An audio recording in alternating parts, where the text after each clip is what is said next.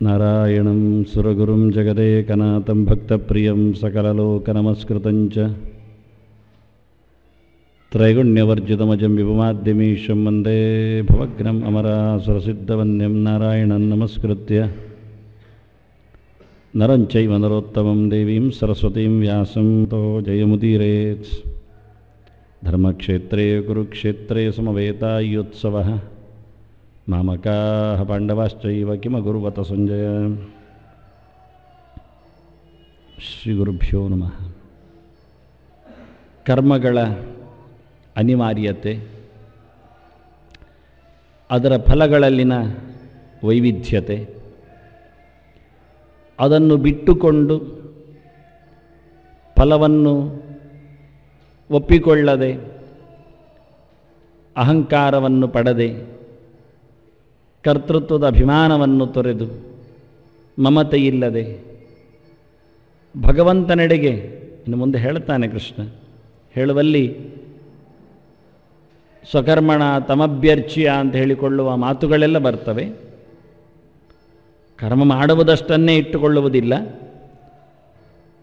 ಫಲವನ್ನು ಬಿಟ್ಟುಕೊಡುವುದರಲ್ಲೇ ಕರ್ಮದ ಹರವು ಅಲ್ಲ, ಮಮತೆಯನ್ನು ತೊರೆಯುವುದರಲ್ಲೇ ಕರ್ಮ ಉದಾತ್ತ ಆಗಲಿಲ್ಲ. ದೇವರಿಗೆ ಒಪ್ಪಿಸುವ ಮುಖವನ್ನು ಕೃಷ್ಣ ಮುಂದೆ ಹೇಳಿಯೇ ಹೇಳುತ್ತಾನೆ.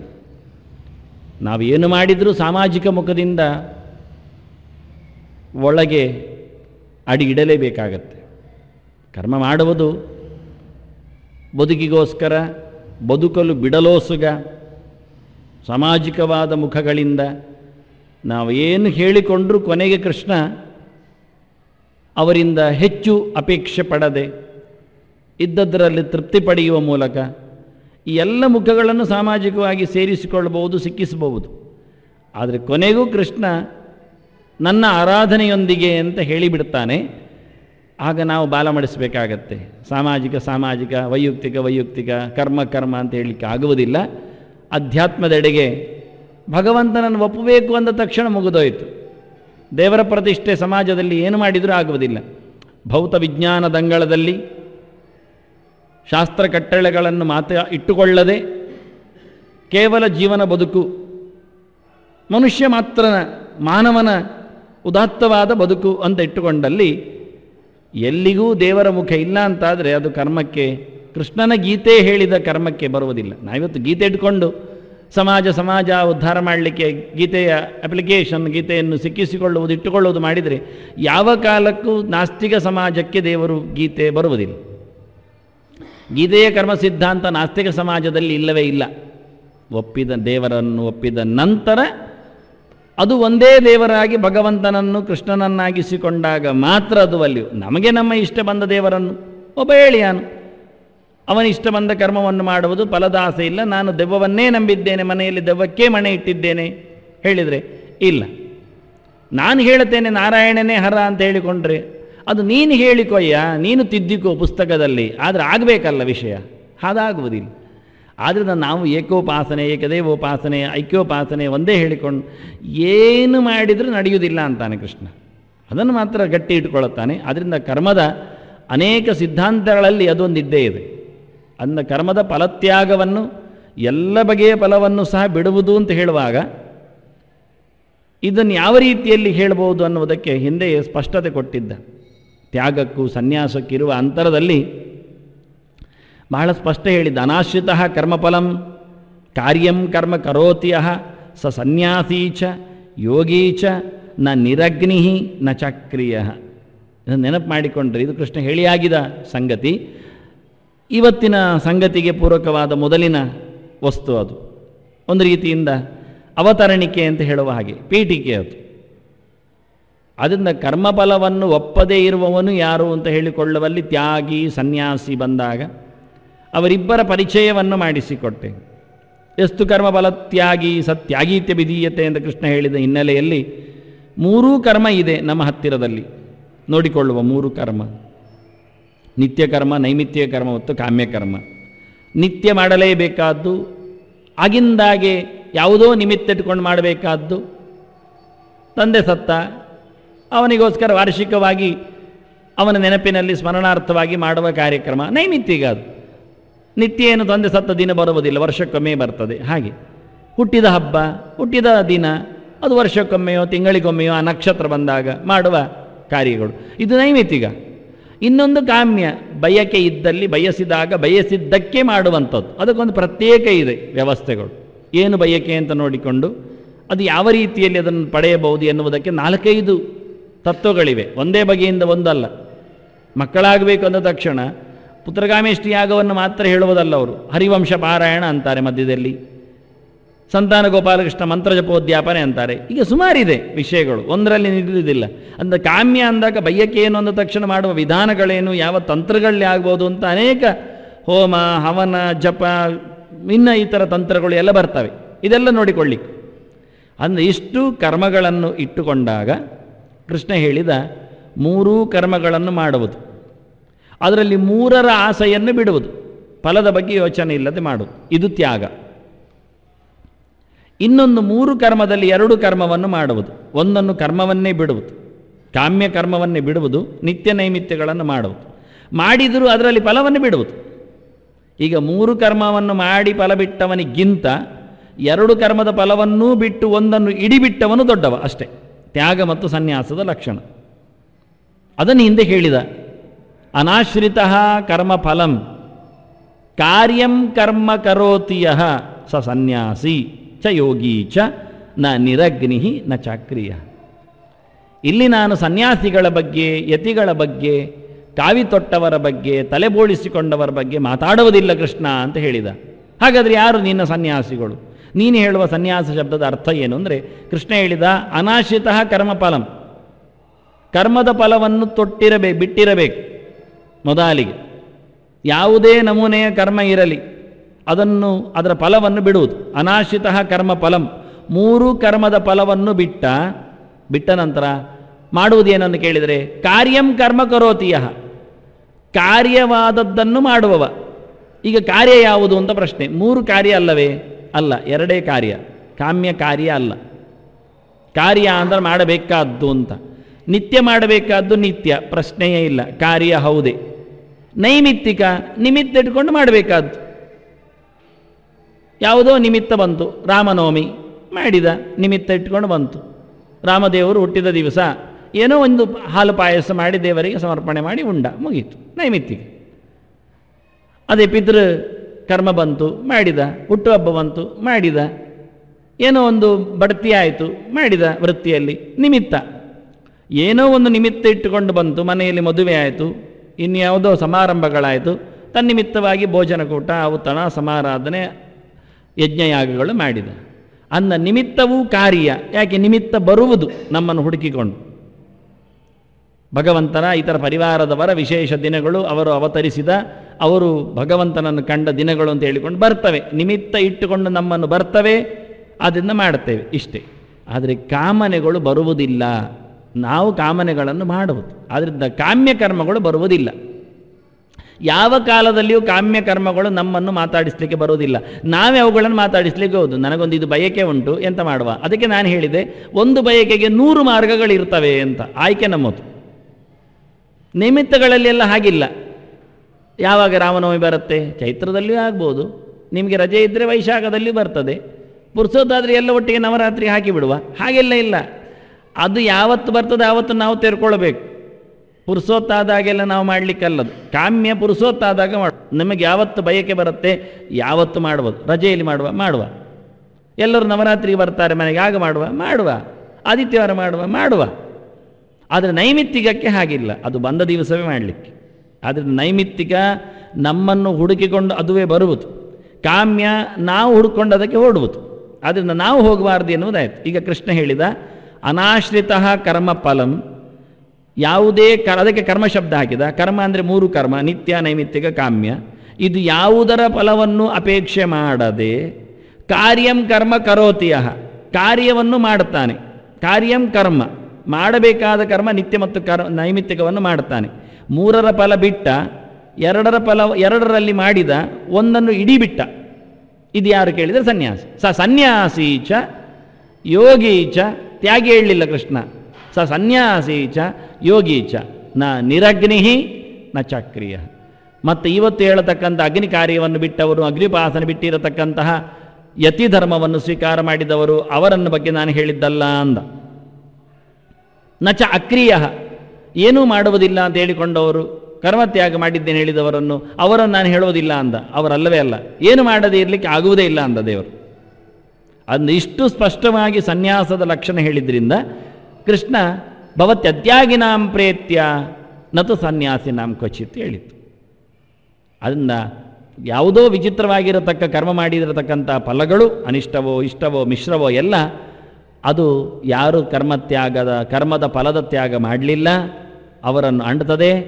ಮತ್ತು ಯಾವ ಕಾಲದಲ್ಲಿಯೂ ಎರಡೇ ಕಾರ್ಯ ಮಾಡ್ತಾ ಒಂದನ್ನು ಬಿಟ್ಟವರಿಗೆ ಯಾವ ಕಾಲದಲ್ಲಿಯೂ ಅನಿಷ್ಟಾದಿಗಳ ಫಲಗಳ ಸಂಪರ್ಕ ಇಲ್ಲ ಅಂತ. ನಿತ್ಯ ಕರ್ಮ ಮಾಡಿ, ನೈಮಿತ್ತಿಕ ಮಾಡಿ, ಅದು ಎರಡರ ಫಲವನ್ನು ಬಿಟ್ಟುಕೊಡಿ. ಆಸೆ ಪಡಬೇಡಿ ಅಂತ. ಬಿಟ್ಟುಕೊಡಿ ಅಂದರೆ ಎಂಥದಿಲ್ಲ, ಬಂದರೆ ಓಡುವುದಲ್ಲ, ಬಂದದ್ದು ಗೊತ್ತಾಗುವುದಿಲ್ಲ, ಉಪಯೋಗಿಸಿಕೊಳ್ಳುವುದಷ್ಟೇ. ಬರಬೇಕು ಅಂತ ಹಠ ಇಲ್ಲ, ಬರಲಿಕ್ಕೆ ಅಂತ ಮನಸ್ಸಿನಲ್ಲಿ ತಕರಾರು ಮಾಡಲಿಲ್ಲ, ಬರಲಿಲ್ಲಲ್ಲ ಅಂತೇಳಿ ಪರಿಪಥಿಸುವುದಿಲ್ಲ, ಕೊಡಬೇಕಿತ್ತಲ್ಲ ಅಂತ ದೇವರ ಹತ್ರ ಕೇಳಿಕೊಳ್ಳಲಿಕ್ಕಿಲ್ಲ. ಯಾವ ಜನ್ಮದಲ್ಲಿ ಆದರೂ ಬರುವುದು ಬರ್ತದೆ, ಹೇಗಾದರೂ ಬಂದೇ ಬರ್ತದೆ, ಹೇಗೆ ಗೊತ್ತಿಲ್ಲ. ನಿತ್ಯ ಕರ್ಮಗಳಿಗೆ, ನೈಮಿತ್ಯ ಕರ್ಮಗಳಿಗೆ ಇದೇ ಫಲ ಎನ್ನುವುದು ಹೇಳಿಕೆ ಇಲ್ಲ. ಏನೂ ಆಗ್ಬೋದು, ಎಂತ ಮಾಡಿದರೂ ಎಂಥದ್ದು ಪಡಿಬೋದು, ಅದು ವಿಚಿತ್ರ. ನಿತ್ಯ ನೈಮಿತ್ಯ ಕರ್ಮಗಳಲ್ಲಿ ಫಲದ ಹಂಗು ತೊರೆದಿದ್ದಲ್ಲಿ ಏನು ಫಲವನ್ನು ಪಡಿಬೋದು ಅವನು. ಅದು ಫಲವನ್ನು ಹಂಗು ಬಿಟ್ಟೆ ಮತ್ತೆ ಬರುವಾಗ ಅದು ಭಗವಂತ ಕೊಟ್ಟಾಗ. ಕರ್ಮದ ಅಧ್ಯಕ್ಷನಾಗಿರತಕ್ಕ ದೇವರು ಅವನಿಗೆ ಏನು ಕೊಡಬೇಕು ಅಂತ ಇಷ್ಟಪಟ್ಟಿದ್ದು ಅದನ್ನು ಕೊಡುತ್ತೆ. ಹೇಗೆ ಕೇಳಿದರೆ ಒಂದು ಲೆಕ್ಕ ಇದೆ. ತಂದೆ ತಾಯಿಗಳಿಗೆ ಮಕ್ಕಳನ್ನು ಹೇಗೆ ಬೆಳೆಸಬೇಕೆನ್ನುವುದು ಗೊತ್ತಿದ್ದ ಹಾಗೆ. ಏನು ಆಹಾರ ಕೊಡಬೇಕು, ಮಕ್ಕಳ ಕೈಯಲ್ಲಿ ಪುಸ್ತಕ ಕೊಡಲಿಲ್ಲ, ಮಕ್ಕಳ ಆರೈಕೆ ಹೇಗೆ ಅನ್ನುವುದು ಮಕ್ಕಳು ಓದಿ ಹೇಳ್ತಾರ? ನೋಡು 4 ತಿಂಗಳಾದಾಗ ಹಾಲು ಕೂಡಿಸು, ಇದು ಕೊಡಬೇಕಂತೆ, ಕೊಟ್ಟಿಯಾ ಅಂತ ಕೇಳುವುದಿಲ್ಲ, ಗೊತ್ತಿಲ್ಲ. ಮಕ್ಕಳ ಆರೈಕೆ ಪುಸ್ತಕ ಇರುವುದು ತಂದೆ ತಾಯಿಗಳಲ್ಲಿ ಇದ್ದರೆ, ಇಟ್ಕೊಂಡಿದ್ದರೆ, ಇಲ್ಲ ಆದರೆ ಇಲ್ಲ. ಆದ್ದರಿಂದ ಮಕ್ಕಳು ಕೇಳಿಕೊಂಡು ಕೊಡುವುದಿಲ್ಲ. ಏನು ಕಲಿಸಬೇಕೆನ್ನುವುದು ಮಕ್ಕಳ ಹತ್ರ ಕೇಳಿ ಕಲಿಸಿದ್ದಲ್ಲ. ನೀನು ಯಾವ ಭಾಷೆಯನ್ನು ಮನೆಯಲ್ಲಿ ಮಾತಾಡಬೇಕೆನ್ನುವುದು ಮಕ್ಕಳ ಹತ್ರ ಕೇಳಿ ಅಲ್ಲ. ನೀನು ಹೇಗೆ ನಡೀಬೇಕೆನ್ನುವುದು, ಯಾರ ಅನುಕರಣೆ ಮಾಡಬೇಕೆನ್ನುವುದು ಮಕ್ಕಳ ಹತ್ರ ಕೇಳಿ ಅಲ್ಲ. ಯಾವುದೂ ಇಲ್ಲ. ಯಾವತ್ತು ಎಲ್ಲಿ ಸಾರ್ವಕಾಲಿಕವಾಗಿಯೋ ಸಾಂಘಿಕವಾಗಿಯೋ ಒತ್ತಾಯದ ಮೇರೆಗೋ ನಿಮ್ಮ ಮಕ್ಕಳು ಹೀಗೆ ಬೆಳೆಯಬೇಕು ಅಂತ ಶುರು ಮಾಡಿದರೆ ಆವತ್ತು ಹೊರಟೋಯ್ತು. ಕಾಪಿ ಮಾಡಿದ್ದೇವೆ ಅಂತ ಅರ್ಥ. ನಾವು ಆ ಊರಿನಲ್ಲಿ ಡಕಾಯತರ ಹೆಚ್ಚಿದ್ದು ಬಿಟ್ಟರೆ, ಅವರ ಹಾಗೆ ಬದುಕಬೇಕು ಅಂತ ಮಕ್ಕಳನ್ನು ಅವರು ಹೇಳಿಬಿಟ್ರೆ ನಾವು ಡಕಾಯತರನ್ನು ತಯಾರು ಮಾಡ್ತಾ ಇದ್ದೇವೆ ಅಂತ ಆಯಿತು. ರಾಜಕಾರಣಿಗಳ ಊರಲ್ಲಿ ರಾಜಕಾರಣಿಗಳು ತಯಾರಾಗ್ತಾರೆ, ವಾಹನ ಚಾಲಕರ ಊರಲ್ಲಿ ವಾಹನ ಚಾಲಕರೇ ಹೊರಗೆ ಬರ್ತಾರೆ, ಇನ್ನು ಅಭಿಯಂತರರಿದ್ದರೆ ಅಭಿಯಂತರರು ಪ್ರಿಂಟ್ ಆಗ್ತಾರೆ, ಆರಕ್ಷಕರಾದರೆ ಆರಕ್ಷಕರು ಅಭಕ್ಷಕರು ಬರ್ತಾರೆ, ಇನ್ಯಾರು ಬರ್ತಾರೆ, ಎಲ್ಲ ಅಷ್ಟೇ.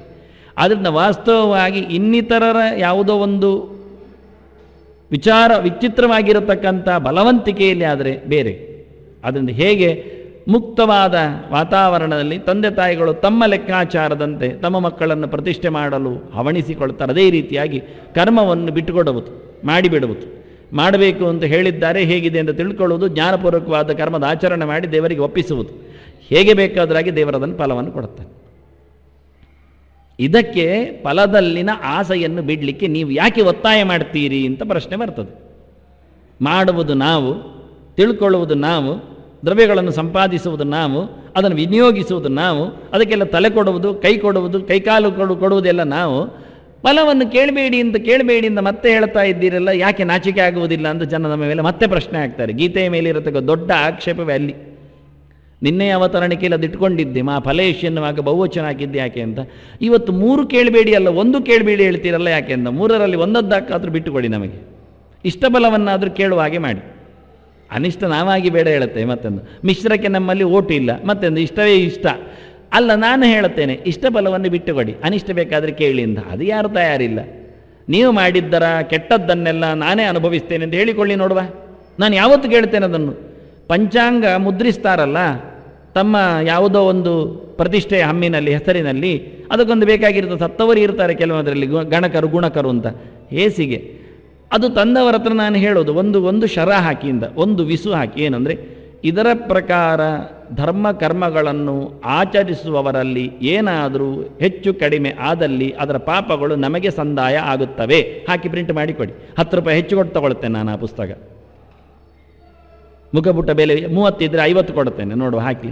ನಂದು ಒಂದೇ ಒಂದು ಡಿಮಾಂಡ್, ಇದರ ಪ್ರಕಾರ ನೀವು ಆಚರಿಸುವ ಮುಹೂರ್ತಗಳಿಗೆ, ಧರ್ಮ ಕರ್ಮಗಳಿಗೆ, ಏಕಾದಶಿ ವ್ರತಾದಿಗಳಿಗೆ ತಪ್ಪಾಗಿದ್ದರೆ ಜವಾಬ್ದಾರರು ನಾವು, ಪಾಪವನ್ನು ಹೊರ್ಕೊಳ್ಳುತ್ತೇವೆ ಅಂತ ಹೇಳಿಕೊಡ್ಲಿ. ಒಂದು ಯಾವುದೇ ಬ್ರ್ಯಾಂಡಲ್ಲಿ ಯಾರದ್ದೇ ಆಗಲಿ ಹೊರಗೆ ಬರಲಿ ಪಂಚಾಂಗ. ನಂದು ಒಂದೇ, ಇಷ್ಟು ಒಂದೇ ಬಗೆಯಾದ ಖಗೋಳ, ಒಂದೇ ಸೂರ್ಯ, ಒಂದೇ ಚಂದ್ರ, ಒಂದೇ ಲೆಕ್ಕಾಚಾರ, ಒಂದೇ ವ್ಯವಸ್ಥೆ. ಅದು ಯಂತ್ರ ಆಗಲಿ, ಮಂತ್ರ ಆಗಲಿ, ತಂತ್ರ ಆಗಲಿ, ವ್ಯವಸ್ಥೆ ಒಂದೇ. ಯಂತ್ರಕ್ಕೊಂದು ಬಗೆಯಿಂದ ಸೂರ್ಯ ತಿರುಗುವುದಿಲ್ಲ, ಮಂತ್ರಕ್ಕೊಂದು ಕಥೆಯಾಗಿ ಸೂರ್ಯ ಬರುವುದೂ ಇಲ್ಲ, ನಮ್ಮ ತಂತ್ರಕ್ಕೊಂದು ಕಥೆಯಾಗಿ ಸೂರ್ಯನ ಇರುವಿಕೆಯೂ ಅಲ್ಲ. ಏನಾದರೂ ಒಂದೇ ಬಗೆ. ಹಾಗಿರುವಾಗ ಒಂದು ಕೊಡುವುದಿಲ್ಲ. ನೀವು ಹೇಳಿದ್ದು ಸರಿಯಾದರೆ, ನಾನು ಹೇಳಿದ್ದು ತಪ್ಪಾಗಿದ್ದರೆ ಪಾಪ ನನಗೆ ಅಂತ ಬರೆದು ಕೊಡಿ. ಅದನ್ನು ನಾವು ಕೇಳಬೇಕು, ಒತ್ತಾಯಪೂರ್ವಕವಾಗಿ ಕೇಳಬೇಕು. ತಪ್ಪಿರುವುದಲ್ಲಿ ಕೇಳಿ ನೋಡು, ಅನಿಷ್ಟ ಫಲವನ್ನು ಒಪ್ಪಿಕೊಳ್ಳುತ್ತೇವೆ ಹೇಳಿ ಯಾರಾದರೂ. ನೀವು ಮಾಡಿದ್ದ ವ್ರತ ನಿಯಮಗಳಿಗೆಲ್ಲ ಪುಣ್ಯ ನಮಗೆ ಬರಲಿ, ನಮ್ಮ ಪಂಚಾಂಗದಂತೆ ಮಾಡಿದ್ದಕ್ಕೆ ಅಂತಾದರೆ ಪಾಪವು ನಮಗೆ ಬರಲಿ ಹೇಳಿ. ಅವರು ಮಿಶ್ರ ಫಲಕ್ಕೆ ಅವರು ಒಪ್ಪಿಕೊಳ್ಳೋದು ಬೇಡ, ಅನಿಷ್ಟಕ್ಕೆ ಒಪ್ಪಿಕೊಳ್ಳಿ. ಆದರೆ ನಾವು ಫಲವನ್ನು ಕೇಳಬೇಕು ಅಂತ ಹೇಳಿದರೆ 3 ಫಲವನ್ನು ಕೇಳ್ತೇವೆ ಅಂತ ಕೇಳಿದರು. 3 ಒಪ್ತೀರ ಅಂತಾದರೆ ಮತ್ತೆ ಕೇಳ್ತೇನೆ ಅಂದ ಕೃಷ್ಣ. ಇಲ್ಲ, 3 ಕೇಳಬಹುದಲ್ವ? ಯಾಕೆಂದರೆ ಇಷ್ಟ ಸಿಗಬೇಕಾದ್ರೆ ನಿಮ್ಮದು ಬೇಡಿಕೆಯೇ 3ಕ್ಕೆ ಅಂತಿದ್ರೆ ಕೊಡಿ ಸಾರ್, ಪರವಾಗಿಲ್ಲ. ಯಾಕೆ 3ರಲ್ಲಿ ಇಷ್ಟ ಒಂದು ಉಂಟಲ್ಲ, ಅನಿಷ್ಟ ಬಂದು ಪರವಾಗಿಲ್ಲ, ಒಪ್ಪಿಕೊಳ್ಳುತ್ತೇವೆ. ಇಷ್ಟಕ್ಕೋಸ್ಕರ ಅನಿಷ್ಟವನ್ನು ಒಪ್ಪಿಕೊಳ್ಳುತ್ತೇವೆ. ಓಡುವವರಿಲ್ವಾ? ಓಡುವವರು ಕೈಕಾಲು ಮುರಿದೋದ್ರು, ಗಂಟು ನೋವಾದರೂ ಸಹ ಪದಕ ಸಿಗ್ತದೆ ಅಂತ, ಅದು ಪೂಸಿದ ಪದಕವೇ ಇರಲಿ, ಅದೇನು ಪೂರ ಬಂಗಾರ ಇರುವುದಿಲ್ಲ, ಆದರೂ ಸಿಗ್ತದೆ ಎಂದು ಓಡ್ತಾರೆ. ಅಷ್ಟಕ್ಕಾದರೂ ಕಷ್ಟಪಡ್ತಾರೆ ರಾತ್ರಿಗಳು ಓಡಿಕೊಂಡು. ಹಾಗೆ ಅನಿಷ್ಟ ಫಲದೊಟ್ಟಿಗೆ ಇಷ್ಟ ಫಲವನ್ನು ಕೈಕಾಲು ಮುರಿದೋದ್ರೂ ತೊಂದರೆ ಇಲ್ಲ, ನೋಡುವ ಇಷ್ಟವನ್ನು ಸಿಗಬಹುದಲ್ಲ ಕೇಳಿದರೆ.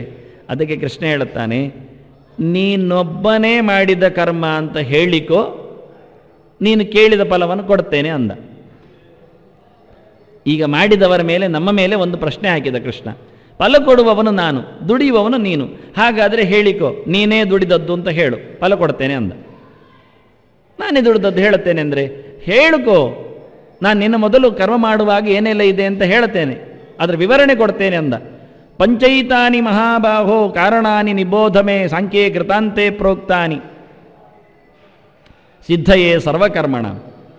ಎಲ್ಲ ಕೆಲಸ ಆಗಬೇಕಾದರೆ, ಏನೇ ಕೆಲಸ ಆಗಿರಲಿ, ಕೆಲಸ ಆಯಿತು, ಮುಗಿತಾಯಕ್ಕೆ ಬಂತು ಅಂದರೆ ಅದರಲ್ಲಿ 5 ಜನರು ಇದ್ದಾರೆ, 5 ಬಗೆ ಇದೆ ಅಂತಾನೆ. ಅದು ಎಂತ ಅಂತ ಮತ್ತೆ ಹೇಳುತ್ತಾನೆ ಮುಂದಕ್ಕೆ. ಒಮ್ಮೆಲೆ ಎಲ್ಲ ಹೇಳಲಿಕ್ಕೆ ಆಗುವುದಿಲ್ಲ. ಎಷ್ಟು ಎನ್ನುವುದು ಲೆಕ್ಕ ಮಾಡುವುದೇ ಮೊದಲು ಕಷ್ಟ, ಮತ್ತೆ ಯಾವುದು ಅಂತ ನೋಡು. ಮೊದಲು ಕೃಷ್ಣ ಹೇಳಿದ, ನಿನಗೆ ಫಲ ಬೇಕಾದರೆ, 3 ಫಲ ಬೇಕು ಅಂತಾದರೆ, 3ರ ಫಲ ನೀನು ಕೇಳ್ತಿ ಅಂತಾದರೆ, ನೀನು ಮಾಡಿದ್ದು ನಿತ್ಯಕರ್ಮವಾಗಲಿ, ನೈಮಿತ್ತಿಕವಾಗಿ, ಕಾಮ್ಯವಾಗಲಿ, ನಿನಗೆ ಫಲದ ಮೇಲೆ ಅಧಿಕಾರ ಇದೆ ಅಂತ ನೀನು ಹೇಳಿಕೊಳ್ಳುವುದಾದರೆ, ಇಲ್ಲಾದ ನಾನು ಹೇಳ್ತೇನೆ. ಯಾಕೆಂದರೆ ನೀನು ಕರ್ಮ ಮಾಡಿಲ್ಲ ಅಂತ, ನೀನು ಮಾಡಿಲ್ಲ ಅಂತ ನನಗಷ್ಟೇ ವಿಷಯ ಅಂದ ದೇವರು. ಏನೇ ಒಂದು ಕರ್ಮ ಆಗಬೇಕಾದರೂ ಅದು ತನ್ನ ಫಲಕ್ಕೆ ಒಪ್ಪಿಕೊಳ್ಳಬೇಕಾದರೆ, ತೆರೆದುಕೊಳ್ಳಬೇಕಾದರೆ ಸಿದ್ಧಯೇ ಸರ್ವಕರ್ಮಣ. ಯಾವುದೇ ಒಂದು ಕರ್ಮವು ಅದು ಪರಿಪೂರ್ಣತೆಯನ್ನು ಪಡೆಯುವಲ್ಲಿ, ಯಶಸ್ವಿಯಾಗುವಲ್ಲಿ, ಮುಗಿತಾಯಕ್ಕೆ ಬರುವಲ್ಲಿ, ತನ್ನತನವನ್ನು ಕೊಡುವಲ್ಲಿ, ಅರ್ಪಿಸುವಲ್ಲಿ, ಫಲವನ್ನು ಕೊಡುವಲ್ಲಿ, ಅದು ಫಲಿತವಾಗುವಲ್ಲಿ ಪಂಚ ಏತಾನಿ ಮಹಾಬಾಹು. ಪಂಚೈಮಾನಿ ಅಂತಲೂ ಇಮಾನಿ ಅಂತಲೂ ಒಂದು ಪದ ಇದೆ ಪಾಠದಲ್ಲಿ, ಪಂಚೈತಾನಿಯೇ ಇದೆ ಹೆಚ್ಚಾಗಿ. ಅದರಿಂದ 2 ಪಾಠಗಳು ಇದ್ದರೂ ಇರಬಹುದು, ಗೊತ್ತಿಲ್ಲ, ಯಾರದ್ದು ಯಾವುದು ಗೊತ್ತಿಲ್ಲ. ಪಾಠಗಳು ಎಲ್ಲ ಎರಡನ್ನೂ ಒಪ್ಪಿಕೊಂಡು ಇಮಾನಿ ಮಾಡಿದ್ದಾರೆ, ಏತಾನಿ ಮಾಡಿದ್ದಾರೆ, ಏತಶ್ ಶಬ್ದದಿಂದ. ಅಸೋ ಇಮೋ ಇಮಾನಿ ಅಂತ ಮಾಡಿದ್ದು ಇದೆ. ಅಂತೂ ಪಂಚೈತಾನಿ 5 ಇವುಗಳು ಅಂತ ಹೇಳ್ತಾನೆ. ಮಹಾಬಾಹೋ, ಅದರಲ್ಲಿ ಪುಲ್ಲಿಂಗದ ಶಬ್ದಗಳು ಉಂಟು ಹೇಳಿಕೆಯಲ್ಲಿ, ನಪುಂಸಕಲಿಂಗ ಶಬ್ದಗಳು ಉಂಟು. ಹೆಚ್ಚಾಗಿ ನಪುಂಸಕಲಿಂಗ ಶಬ್ದ ಇರುವುದರಿಂದ ಏತಾನಿ ಎನ್ನುವುದು ಅನುಕೂಲ ಆಗುತ್ತೆ ಹೇಳಿಕೊಳ್ಳುವಲ್ಲಿ. ಅಧಿಷ್ಠಾನಂ ತಥಾ ಕರ್ತ ಕರಣಂಚ ವಿವಿಧಾಷ್ಟ ಪೃಥಕ್ ಚೇಷ್ಟ, ಸ್ತ್ರೀಲಿಂಗದ್ದು ಒಂದುಂಟು, ದೈವಂಚ ನಪುಂಸಕಲಿಂಗವೇ ಹೆಚ್ಚುಂಟು. ಅದರಿಂದ 3 ನಪುಂಸಕಲಿಂಗ ಇದ್ದು 1 ಪುಲ್ಲಿಂಗ 1 ಸ್ತ್ರೀಲಿಂಗ ಇರುವುದರಿಂದ ಪಂಚೈತಾನಿ ಎನ್ನುವುದು ಕೃಷ್ಣನ ಪಾಠ ಅಂತ ಹೇಳಲಿಕ್ಕೆ ಬರುತ್ತೆ. ಹೇಳಿಕೆಯಲ್ಲಿ ಒಂದು ಔಚಿತ್ಯ ಇದೆ. ಮತ್ತು ನಮ್ಗೆ ಇಷ್ಟ ಬಂದಾಗಿ ತಿದ್ದಿಕೊಳ್ಳುವುದಕ್ಕಿಂತ ಯಾವುದು ಇಷ್ಟ ಆಗಿರ್ಬೋದು ಅಂತ ನೋಡುವುದು. ಅಂದ ಪಂಚ ಏತಾನಿ ಮಹಾಬಾಹೋ ಕಾರಣಾನಿ ನಿಬೋಧಮೆ. ಇಲ್ಲಿಯೂ ಕಾರಣಕ್ಕೆ ಅನ್ವಯ ಆಗುವಾಗ ಅದೇ ಚೆಂದ ಆಗತ್ತೆ.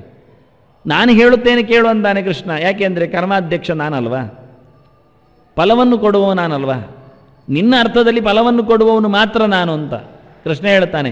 ಫಲವನ್ನು ಕೊಡುವವನು ನಾನು ಮಾತ್ರ, ಫಲವನ್ನು ಕೊಡುವವನು ಮಾತ್ರ ನಾನು ಅಲ್ಲ, ಕೆಲಸ ಮಾಡಿಸುವವನು ನಾನು ಇರ್ತೇನೆ, ಕೆಲಸ ನೋಡುವವನು ಆಗಿರ್ತೇನೆ. ಅದಕ್ಕೆ ಬೇಕಾಗಿರತಕ್ಕ ಸೊತ್ತನ್ನು ಕೊಟ್ಟವನು ನಾನಾಗಿರ್ತೇನೆ. ಇನ್ನು ಹೇಳಿ ಅಂತಾನವನು. ಬೇಡ ಬೇಡ, ಲೆಕ್ಕ ಜಾಸ್ತಿ ಆಗ್ತಾ ಉಂಟಂತ. ಹಾಗಾದರೆ ಕೇಳು ಅಂದ. ಅದಕ್ಕೆ ನಾನು ಹೇಳ್ತೇನೆ ಅಂದ. ಫಲ ಕೊಡುವ ಸ್ವಾಮಿಯಾಗಿ ನಾವು ಕೃಷ್ಣನನ್ನು ನಿಲ್ಲಿಸಿಕೊಂಡಾಗ ಅವನಲ್ಲೇ ಪ್ರಶ್ನೆ ಕೇಳಲಿಕ್ಕೆ ನಿಂತರೆ ಅವನು ಹೇಳ್ತಾನೆ, ನಾನು ಯಾರಿಗೆ ಫಲ ಹಂಚುವುದು ಅಂತ ನೋಡ್ತಾ ಇದ್ದೇನೆ ಅಂದ. ಅದೇ ಕಷ್ಟ ಕೆಲವೊಮ್ಮೆ. ಮನೆಯಲ್ಲೆಲ್ಲ ಆದಾಗ 3 ಜನ ಇದ್ದರೆ 10 ಚಪಾತಿ ಮಾಡಿದರೆ ಲೆಕ್ಕಾಚಾರ ಬಹಳ ಕಷ್ಟ ಆಗುವುದು. ಎಂತ ಮಾಡೋದು ಗೊತ್ತಾಗಲಿಲ್ಲ. ಸಮ ಹಂಚಬೇಕು ಅಂದರೆ ಲೆಕ್ಕ ಬಾರದ ಮಕ್ಕಳಿರಬೇಕು ಮನೆಯಲ್ಲಿ. ಒಬ್ಬೊಬ್ಬರಿಗೆ 3 ಕೊಟ್ಟು ಸರಿ ಮಾಡಿಬಿಡ್ತಾರೆ, ಮತ್ತು ಒಂದನ್ನು ಇಟ್ಕೊಂಡು ತಿರುಗ್ತಾರೆ. ಇದು ಎಂತ ಮಾಡೋದು? ಕೊನೆಗೆ ಅವರೇ ಹೇಳೋದು, ಇದು ಅಪ್ಪನಿಗಿರಲಿಂದ. ಅದೆಲ್ಲ ಆಗುವುದಿಲ್ಲ ಅಂತ ಅಪ್ಪ ಹೇಳ್ತಾನೆ. ತಕರಾರಿ ಬೇರೆ, ಎಲ್ಲರಿಗೂ ಸಮ ಹಂಚಬೇಕು. ಇದೆಂತ ಸಮ ಮಾಡೋದು ಹೇಗೆ? ಇದು 2 ತುಂಡು ಮಾಡಿ 2 ಅಪ್ಪನಿಗೆ ಅಮ್ಮನಿಗಿರಲಿ, ಆಗ ನನಗೆ ಬೇಡ, ಅದು ಆಗುವುದಿಲ್ಲ. ನಿಂಗಿಲ್ಲದ್ದು ಯಾರಿಗೆ ಬೇಕು? ಅದು ಸಾಧ್ಯ ಇಲ್ಲ. ಇನ್ನೆಂತ ಮಾಡೋದು? 2 ಮಾಡಿ ಆಯ್ತು. ಈಗ ಒಂದೊಂದನ್ನು 2 ಒಂದು ಹೆಚ್ಚಾಯ್ತಾರೆ, ಇದೆಂತ ಮಾಡೋದು? ಅದು ಮತ್ತೆ ತುಂಡು ಮಾಡಲಿಕ್ಕೆ ಹೋದರೆ ಇನ್ನೂ ಕಷ್ಟ ಆಗುತ್ತೆ. ಹಾಗಾಗಿ ಈ 3ನೆಯ ಭಾಗಾಹಾರದಲ್ಲಿ ಎಲ್ಲ ಸೋತು ಬಿಡ್ತಾರೆ ಕೊನೆಗೆ. ಅದು ಪೈ ಬಂದ ನಂತರ ಮುಗಿದೋಯ್ತು. ಈ 3ರ ಚುಕ್ಕಿಯಲ್ಲೇ ನಿಲ್ಲುವುದು ಕೊನೆಗೆ ಅದು. ಹಾಗಾಗಿ ಕಷ್ಟ ಆಗುತ್ತೆ ಅವರಿಗೆ. ಅಂದರೆ ಡಯಾಮೀಟರ್ಗಳಿಗೆಲ್ಲ ಆದಾಗ, ಸುತ್ತಳತೆಗೆ ಶಂಕು ಆಕಾರಕ್ಕೆ ಬಂದಾಗೆಲ್ಲ ಒಳಗಿಳಿದು ಮೇಲತ್ತುವುದು, ಆ ಮೇಲತ್ತಿ ಕೆಳಗಿಳಿದು ಗೊತ್ತಾಗದೆ ಓಡುತ್ತೆ ಕೊನೆಗೆ. ಅದೇ ರೀತಿಯಾಗಿ ಹೇಳಿಬಿಟ್ಟೆ ಇವ ಕೃಷ್ಣ. ನಾನು ಫಲ ಕೊಡುವವನಿದ್ದೇನೆ, ಸರಿ, ನೀನು ಒಪ್ಪಿದೆ, ಅದನ್ನು ನೀನು ಕರ್ಮ ಮಾಡಿದೆ, ನನಗೆ ಒಪ್ಪಿಸಿದೆ. ಕೃಷ್ಣ ಹೇಳಿ ಆಯಿತದು. ಯತ್ಕರೋಷಿ ಯದಶ್ನಾಸಿ ಯಜ್ಜುಹೋಸಿ ದದಾಸಿ ಯತ್ ತಪಸ್ಸಸಿ ಕೌಂತೆಯ ತತ್ಕುರುಷ್ವ ಮದರ್ಪಣಂ. ಅದು ದೊಡ್ಡ ಸಂಗತಿ ಆಗಿದೆ. ಅದು ಬ್ರಹ್ಮಾಂಡವಾಗಿ ಹೇಳಿಬಿಟ್ಟಿದ್ದಾನೆ. ಅಲ್ಲಿಂದ ತಪ್ಪಿಸಿಕೊಂಡು ಬರಲಿಕ್ಕೆ ಆಗುವುದಿಲ್ಲ ನಮಗೆ. ಕರ್ಮದ ಕಟ್ಟಳೆ ನೋಡಿಕೊಂಡ್ರೆ ಒಂದು ಖುಷಿಯಾಗತ್ತೆ. ಎಂತ ಮಾಡಿದ್ರು ನನಗೆ ಕೊಡು ಅಂತ ಕೃಷ್ಣ ಹೇಳಿಬಿಟ್ಟಾಗಿದೆ. ಯತ್ ಕರೋಷಿ ಅಂದ. ಮಾಡಿದ್ದೆಲ್ಲವೂ ಕೃಷ್ಣಾರ್ಪಣೆ ಹೇಳು. ಯದಶ್ನಾಸಿ, ತಿಂದದ್ದೆಲ್ಲವೂ ಕೃಷ್ಣನಿಗೆ ಅರ್ಪಿತವಾಗಲಿ ಹೇಳು. ಯದ್ ದದಾಸಿ, ದಾನ ಮಾಡಿದ್ದೆಲ್ಲ ಕೃಷ್ಣನಿಗೆ ಕೊಟ್ಟದ್ದು ಅಂತ ಹೇಳು. ಯಾರೇ ತಗೊಳ್ಳಿ ಅಯ್ಯ, ಅದು ಕೃಷ್ಣ ಅಂತ ಹೇಳಿಬಿಡು, ಸಾಕು, ಕೃಷ್ಣಾರ್ಪಣ. ಅವನೊಳಗಿನ ಕೃಷ್ಣನಿಗೆ ಇಷ್ಟ ಆಗಲಿ ಅಂತ. ಎಷ್ಟು ಚೆನ್ನಾಗಿ ಹೇಳಿದವ. ತಪಸ್ಸಸಿ, ಏನು ಚಿಂತನೆ ಮಾಡ್ತೀಯೋ ಅದು ದೇವರದ್ದೊಂದು ಯೋಚನೆ ಮಾಡಿ. ಭಗವಂತನಲ್ಲದ ನಾಮ ಎಲ್ಲಿದೆ? ಭಗವಂತನಿಲ್ಲದ ಆಗ ಎಲ್ಲಿದೆ? ವ್ಯಕ್ತಿಯಲ್ಲಿದ್ದಾನೆ. ಹೀಗೆ ಚೆನ್ನಾಗಿ ಯೋಚನೆಗಳೆಲ್ಲ ದೇವರೆಡೆಗೆ ಸಾಗುವಂತಿರಲಿ. ಮಾಡಿದ್ದೆಲ್ಲವೂ ಭಗವದ್ ಅರ್ಪಿತವಾಗಲಿ. ತಿಂದದ್ದೆಲ್ಲವೂ ಅದು ಕೃಷ್ಣನ ಪ್ರಸಾದ ಅನಿಸಿಕೊಳ್ಳಲಿ. ಕೊಟ್ಟದ್ದೆಲ್ಲವೂ ಕೃಷ್ಣನ ಕೈಯಿಂದ ಕೇಳಿಕೊಳ್ಳಲಿ ಅಂದಾಗ ಯಾವ ಗೋಪಿಕೆ ಏರಿ ಬೆಣ್ಣೆಗೋಸ್ಕರ ಕಾಯ್ತಾಳೆ? ಯಾಕೆ? ಯಾರಿಗೆ ಕೊಟ್ಟರು ಕೃಷ್ಣನೇ, ಇನ್ನೇನು? ಬೆಕ್ಕಿ ಕೊಟ್ಟರು ಆಗ್ಬೋದು, ಮಂಗನಿಗೆ ಕೊಟ್ಟರು ಆಗ್ಬೋದು, ಮತ್ತು ಯಾರಿರ್ತಾನೆ? ಯಾರಿಗೆ ಕೊಟ್ಟರು ನಡೀತಾ ಅಂತಾನೆ. ಹೀಗೆ ಸರ್ವಭೂತೇಶು ಅಂದ ಉದ್ಧವನಿಗೆ ಹೇಳಿದ ಸಂಗತಿ ಅದು. ಕೊನೆಗೆ ಕೃಷ್ಣ ಹೊರಟಾಗ ಎಲ್ಲ ಕಡೆಯಲ್ಲಿಯೂ ನನ್ನ ಇರವನ್ನು ನೋಡಿಕೋ, ಸಾಕು, ಹುಡುಕಬೇಡ ಪ್ರತೀಕಗಳನ್ನಂತಾನೆ. ಯಾರಿದ್ದಾರೆ, ಹೇಗಿದ್ದಾರೆ, ಅದು ಯಾವ ಜಾತಿ, ಅದು ಯಾವ ಮೂತಿ, ಅದೆಲ್ಲ ಯಾವ ಕರ್ಮಕ್ಕೆ ಅಂತಾನೆ. ನಿನಗೆ ಸೊತ್ತಿದೆಯಾ, ಕೊಡಬೇಕುಂಟು, ಅದು ಕೃಷ್ಣ ಅಂತ ಹೇಳಿ ಕಣ್ಣು ಮುಚ್ಚಿಕೊಡು, ಮುಗಿಯಿತು, ಇನ್ನೇನಿಲ್ಲ. ಹೀಗೆ ಸುಂದರವಾಗಿ ಅರ್ಪಣ ಬುದ್ಧಿಯನ್ನು ಹೇಳಿದ್ರಿಂದ ಕೃಷ್ಣ ಹೇಳಿದ್ದ, ನೀನು ಮಾಡುವಲ್ಲಿ ಏನಿತ್ತು ನೋಡಿಕೋ ಅಷ್ಟೆ. ಅದನ್ನು 5 ಉಂಟು. ಪಂಚೇತಾನಿ ಮಹಾಬಾಹು. ಅದಕ್ಕೆ ಮಹಾಬಾಹು ಅಂತ ಕರೀತಾನೆ. ದೊಡ್ಡ ತೋಳಿನವ ನೀನಾಗ್ಬೋದು, ತೋಳಿನ ತಾಕತ್ತು ಯಾರದ್ದು ಕೇಳುತ್ತಾನೆ. ಸಿಕ್ಕಿ ಬೀಳುವುದು ಅರ್ಜುನೆಯಲ್ಲಿ ನೋಡಿ. ಉದ್ದ ಕೈ ಇರ್ಬೋದಯ್ಯ, ಉದ್ದ ಕೈಯಲ್ಲಿ ಕೊಡುವ ಯೋಗ್ಯತೆ ಬೇಕಲ್ಲ.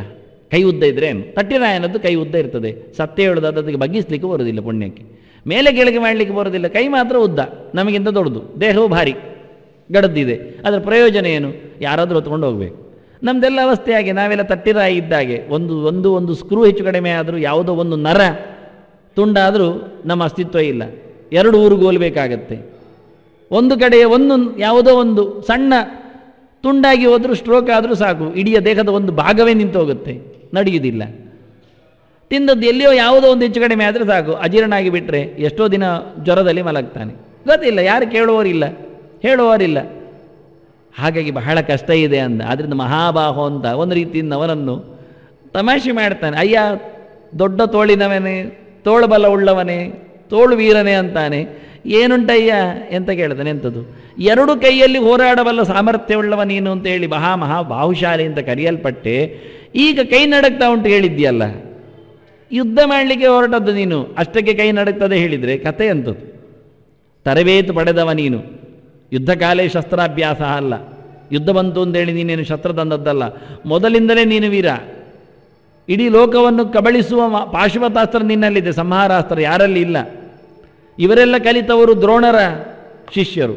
ನೀನು ದ್ರೋಣರಿಗಿಂತಲೂ ಮಿಗಿಲಾದ ಬೃಹಸ್ಪತಿ ಆಚಾರ್ಯಗೆ ಗುರು ಅನಿಸಿಕೊಂಡ ರುದ್ರನ ಶಿಷ್ಯ ನೀನು, ಮಹಾದೇವನ ಶಿಷ್ಯ, ಪ್ರಳಯಾಂತಕನ ವಸ್ತು ನೀನು. ಏನು ಹೇಳುವ?